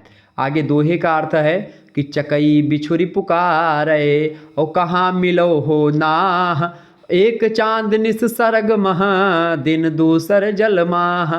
वाह, मलिक मोहम्मद जायसी इसीलिए मेरे फेवरेट कवि, इनको मैं बहुत पसंद करता हूँ। मलिक मोहम्मद जायसी को, तुलसीदास जी को, ये सब मेरे ऐसे कवि हैं जिनके मतलब मैं एक प्रकार से बड़ा अच्छा लगता है इनको पढ़ते हुए। चकई बिछुरी पुकारे कहाँ मिलो हो नाह। कहते हैं कि सरोवर में चूंकि पद्मावती रूपी चंद्रमा और सखियाँ रूपी तारागण जब एक प्रकार से देख लिया वहाँ पर हैं, तो चकई बिछुरी पुकारे, चकई और चकवा जो दो जोड़े होते हैं, ठीक है, चकई और चकवा, तो वो चंद्रमा को देख करके, इन सभी को देख करके फिर आपस में एक प्रकार से बात करते हैं, तो वो बोलते हैं चंद्रमा को देख करके, ठीक है। चकवी और चकवा जो हैं वो एक प्रकार से तारे गढ़ को देख करके फिर एक प्रकार से अपनी प्रियतम से बिछुड़ करके वो पुकारते हैं। मतलब क्या होता है कि वो चकवा और चकवी आपस में चांद के, जब चांदनी रात होती है उसी में मिलते हैं और उसी में बातचीत करते हैं। तो उसी के बारे में यहाँ पर बताया गया है कि चकोई बिछुरी पुकारे कहाँ मिलो हो नाह। मतलब इस प्रकार से एक चांद तो ऊपर है, एक चांद ऊपर है और वहाँ पर, और दूसरा चांद क्या है? स्नान कर रहा है कहाँ पर? चांद और तारे सरोवर में। तो चकैये और चकवा को भ्रम हो गया है कि ये दिन में कहाँ से चांद आज निकल आया और ये कहाँ पर सरोवर में स्नान कर रहे हैं। यानी पद्मावती रूपी चंद्रमा और सखियाँ रूपी तारागढ़ को देख करके चकवी को रात्रि हो जाने का भ्रम हो गया है दिन में ही। वह उनको चांद और तारे ही समझ करके प्रियतम चकवे से बिछुड़कर पुकार उठी है कि हे स्वामी, अब तुमने मिलन कहाँ संभव है, तुमसे मिलन कहाँ संभव है, क्योंकि आकाश का एक चंद्रमा रात्रि में वियोग कराता था और यह दूसरा चंद्रमा दिन में अब भी वियोग करवाने आ गया है। ऐसी स्थिति में अब क्या होगा मेरा कि एक चांद ने सरग महा, एक तो भाई निस माने होता है रात में, मतलब निस माने चंद्र, मतलब एक निस माने रात में, और चांद मतलब एक चांद तो रात्रि में सरग में है, यानी स्वर्ग में ऊपर दिखता है, और दूसरा चांद जल में आज दिखने लगा है। तो ऐसी स्थिति में हमारा तुम्हारा मिलन अब कैसे संभव हो पाएगा? ठीक है, अब भ्रम हो चुका है कि कहाँ पर मिला जाए, कैसे क्या होगा। अब ये चकवा चकैयू को भी भ्रम हो गया है। तो इस प्रकार से यहाँ पर मलिक मोहम्मद जायसी कहते हैं। ठीक है, आगे देखें अगली जो पंक्तियाँ, अगला तो ये एक प्रकार से व्याख्या को लेकर के कुछ पंक्तियाँ आती हैं। आगे है, बिहारी ने गागर में सागर भरा है, इस कथन की व्याख्या कीजिए। तो बिल्कुल बिहारी ने गागर में सागर भरने का काम किया है, इसमें कोई दो राय नहीं है। ठीक है, बिहारी ने गागर में सागर भरने का बिल्कुल काम किया है और बिहारी को कहा भी जाता है गागर में सागर भरने वाला कवि। ठीक है, तो बिहारी क्या कहते हैं भाई, बिहारी क्या कहते हैं, बिहारी जो है एक प्रकार से सतसैया के दोहरे जो नावक के तीर और देखर माँ छोटे लगे घाव करे गंभीर, बिहारी वो वाले कवि हैं। गागर में सागर करने मतलब सागर भर देने के लिए विख्यात हैं। उन्होंने 48 मात्रा के छोटे छंद दोहा में ही उनकी बातों को एक नए जो है ढंग से प्रस्तुत करने का काम किया है। वो कहते हैं बिहारी कि उनका एक प्रकार से बिहारी क्या कहते हैं, सौंदर्य निरूपण में कहते हैं कि सोहत ओढ़े पीठ पट श्याम सलोने गात मनो नीलमन शैल पर आतप पर प्रभात। वो एक छोटे से दोहे में पूरा बिंब प्रस्तुत कर देते हैं और इसीलिए उनको गागर में सागर भरना ही कहा जाता है। चूँकि एक ही दोहे में बहुत सारी बात करते हैं। वो कहते हैं प्रकृति वर्णन करते समय वो कहते हैं कि छक रसाल सौरभ सने मधुर माधवी गंध ठौर ठौर झूमत झपत झौर भौर मधु गंध। इसमें बड़ी बात कहते हैं, मतलब बिहारी का एक एक दोहा जो है 3-3 पन्नों की व्याख्या करने में सक्षम है। मुक्तक रचना भी बिहारी करते हैं। कहते हैं कि सखी सिखावत मान विधि सैन बरजत बाल और हरवे कहमो हिये बसत सदा बिहारी लाल। वो आगे कहते हैं कहत नटत रीझत खिजत मिलत खिलल लज्जियात भरे भवन में करत है नैन नहीं सौबात। बिहारी कहते हैं कि दीर्घ उर्झत टूटत कुटुम जरत चतुर्चित प्रीत परत गांठ दुर्जन दिए दई नई हरीत। इस प्रकार से बिहारी जो है बहुत ही ज़बरदस्त तरीके से एक प्रकार से चीज़ों को कहते हैं और बहुत ही कम शब्दों में। कुल मिलाकर के हम ये कह सकते हैं कि बिहारी एक सच्चे कलाकार हैं। अद्भुत कल्पना शक्ति उनमें है, मानव प्रकृति का अपरिमित ज्ञान है उनमें, कला की निपुणता के कारण वे अपने दोहों में अपरिमित रस भर सकते हैं। इसलिए उनके दोहों के विषय में लोगों ने कहा कि सतसैया के दोहरे जो नावक के तीर देखर माँ छोटे लगे घाव करें गंभीर। तो बिहारी को गागर में सागर भरने की अपूर्व क्षमता उनमें है और यह कहना कोई बड़ी बात नहीं होगी, वो गागर में सागर भरने का काम करते हैं, ये ऐसा आप लिख सकते हैं। ठीक है, आप दीर्घ उत्तरीय प्रश्न है, केवल 2 प्रश्न करने, खंडसा से 500 शब्दों में इन प्रश्नों का उत्तर लिखना है। दीर्घ उत्तरीय प्रश्नों के बारे में मैं अलग से वीडियोज़ आपको बनाने का प्रयास करूंगा। देखिए, पहला प्रश्न आपसे बन सकता है, सिद्ध कीजिए कि तुलसीदास का समन्वयवाद विराट चेष्टा के से ओतप्रोत है। बिल्कुल बहुत ही इंपॉर्टेंट प्रश्न परीक्षा में आएगा। इस प्रश्न का मैं एक वीडियो सेपरेट बना दूंगा, तो आप लोग चिंता ना करें उसको लेकर के। अगला प्रश्न, सूर्य ने ज्ञान की अपेक्षा भक्ति भावना को महत्व दिया है, समीक्षा कीजिए। मोस्ट इंपॉर्टेंट प्रश्न ये भी आपकी परीक्षा की दृष्टि से बहुत ज़बरदस्त प्रश्न है और सूरदास के विषय में ऐसा प्रश्न लगातार पूछा गया। अगला प्रश्न, गोरखनाथ की कविता शैली पर प्रकाश डालिए। मोस्ट इंपॉर्टेंट प्रश्न है, परीक्षा में आ सकता है यह प्रश्न। अगला प्रश्न, चौथा नंबर, 2 प्रश्न ही करने हैं, 500 शब्दों में एक प्रश्न का उत्तर लिखना है। प्रश्न है, हिंदी साहित्य के काल विभाजन एवं नामकरण पर प्रकाश डालिए। इस पर एक वीडियो ऑलरेडी मैंने आपको बना रखी है, चैप्टर नंबर 1 और 2 में आप देख सकते हैं, प्ले लिस्ट में आपको वीडियोज़ मिल जाएगी। ठीक है, धन्यवाद, मिलते हैं नेक्स्ट वीडियो में, तब तक के लिए जय हिंद जय भारत। आप सभी का बहुत बहुत धन्यवाद। अगर आप में से किसी को कोर्स लेना है तो आप कोर्स ले सकते हैं, 91 61 93 60 62 ये व्हाट्सअप नंबर है, इसी पर आपको व्हाट्सअप करना है। आपको लिखना है कि सर जी हमको BA फर्स्ट सेमेस्टर हिंदी साहित्य का कोर्स चाहिए। तो जितनी भी कविताएं हैं उन सभी की व्याख्या एक तरफ से विस्तार से हो चुकी है, तो सारी व्याख्याओं की वीडियो आपको मिल जाएगी और कुछ PDF नोट्स मिल जाएंगे और आपको ग्रुप से ऐड कर दिया जाएगा। मात्र 100 रुपये इस कोर्स की प्राइज है और इसके अलावा और भी सब्जेक्ट के आपको वहाँ पर नोट्स वगैरह मिलते रहेंगे धीरे धीरे। ठीक है, चलिए फिर मिलते हैं हम नेक्स्ट वीडियो में, तब तक के लिए जय हिंद जय भारत। आप सभी का बहुत बहुत धन्यवाद हमारे से जुड़ने के लिए। इसी प्रकार से अपना प्यार हमेशा बनाए रखिएगा। Good night all of you, बहुत बहुत धन्यवाद। बहुत लंबी क्लास थी और बहुत लंबे समय तक आप लोगों ने हमको झेला, उसके लिए बहुत बहुत धन्यवाद आप सभी का। इसी प्रकार से आप लोग अपना प्यार हमेशा बनाए रखिएगा। Good night all of you, बहुत बहुत धन्यवाद।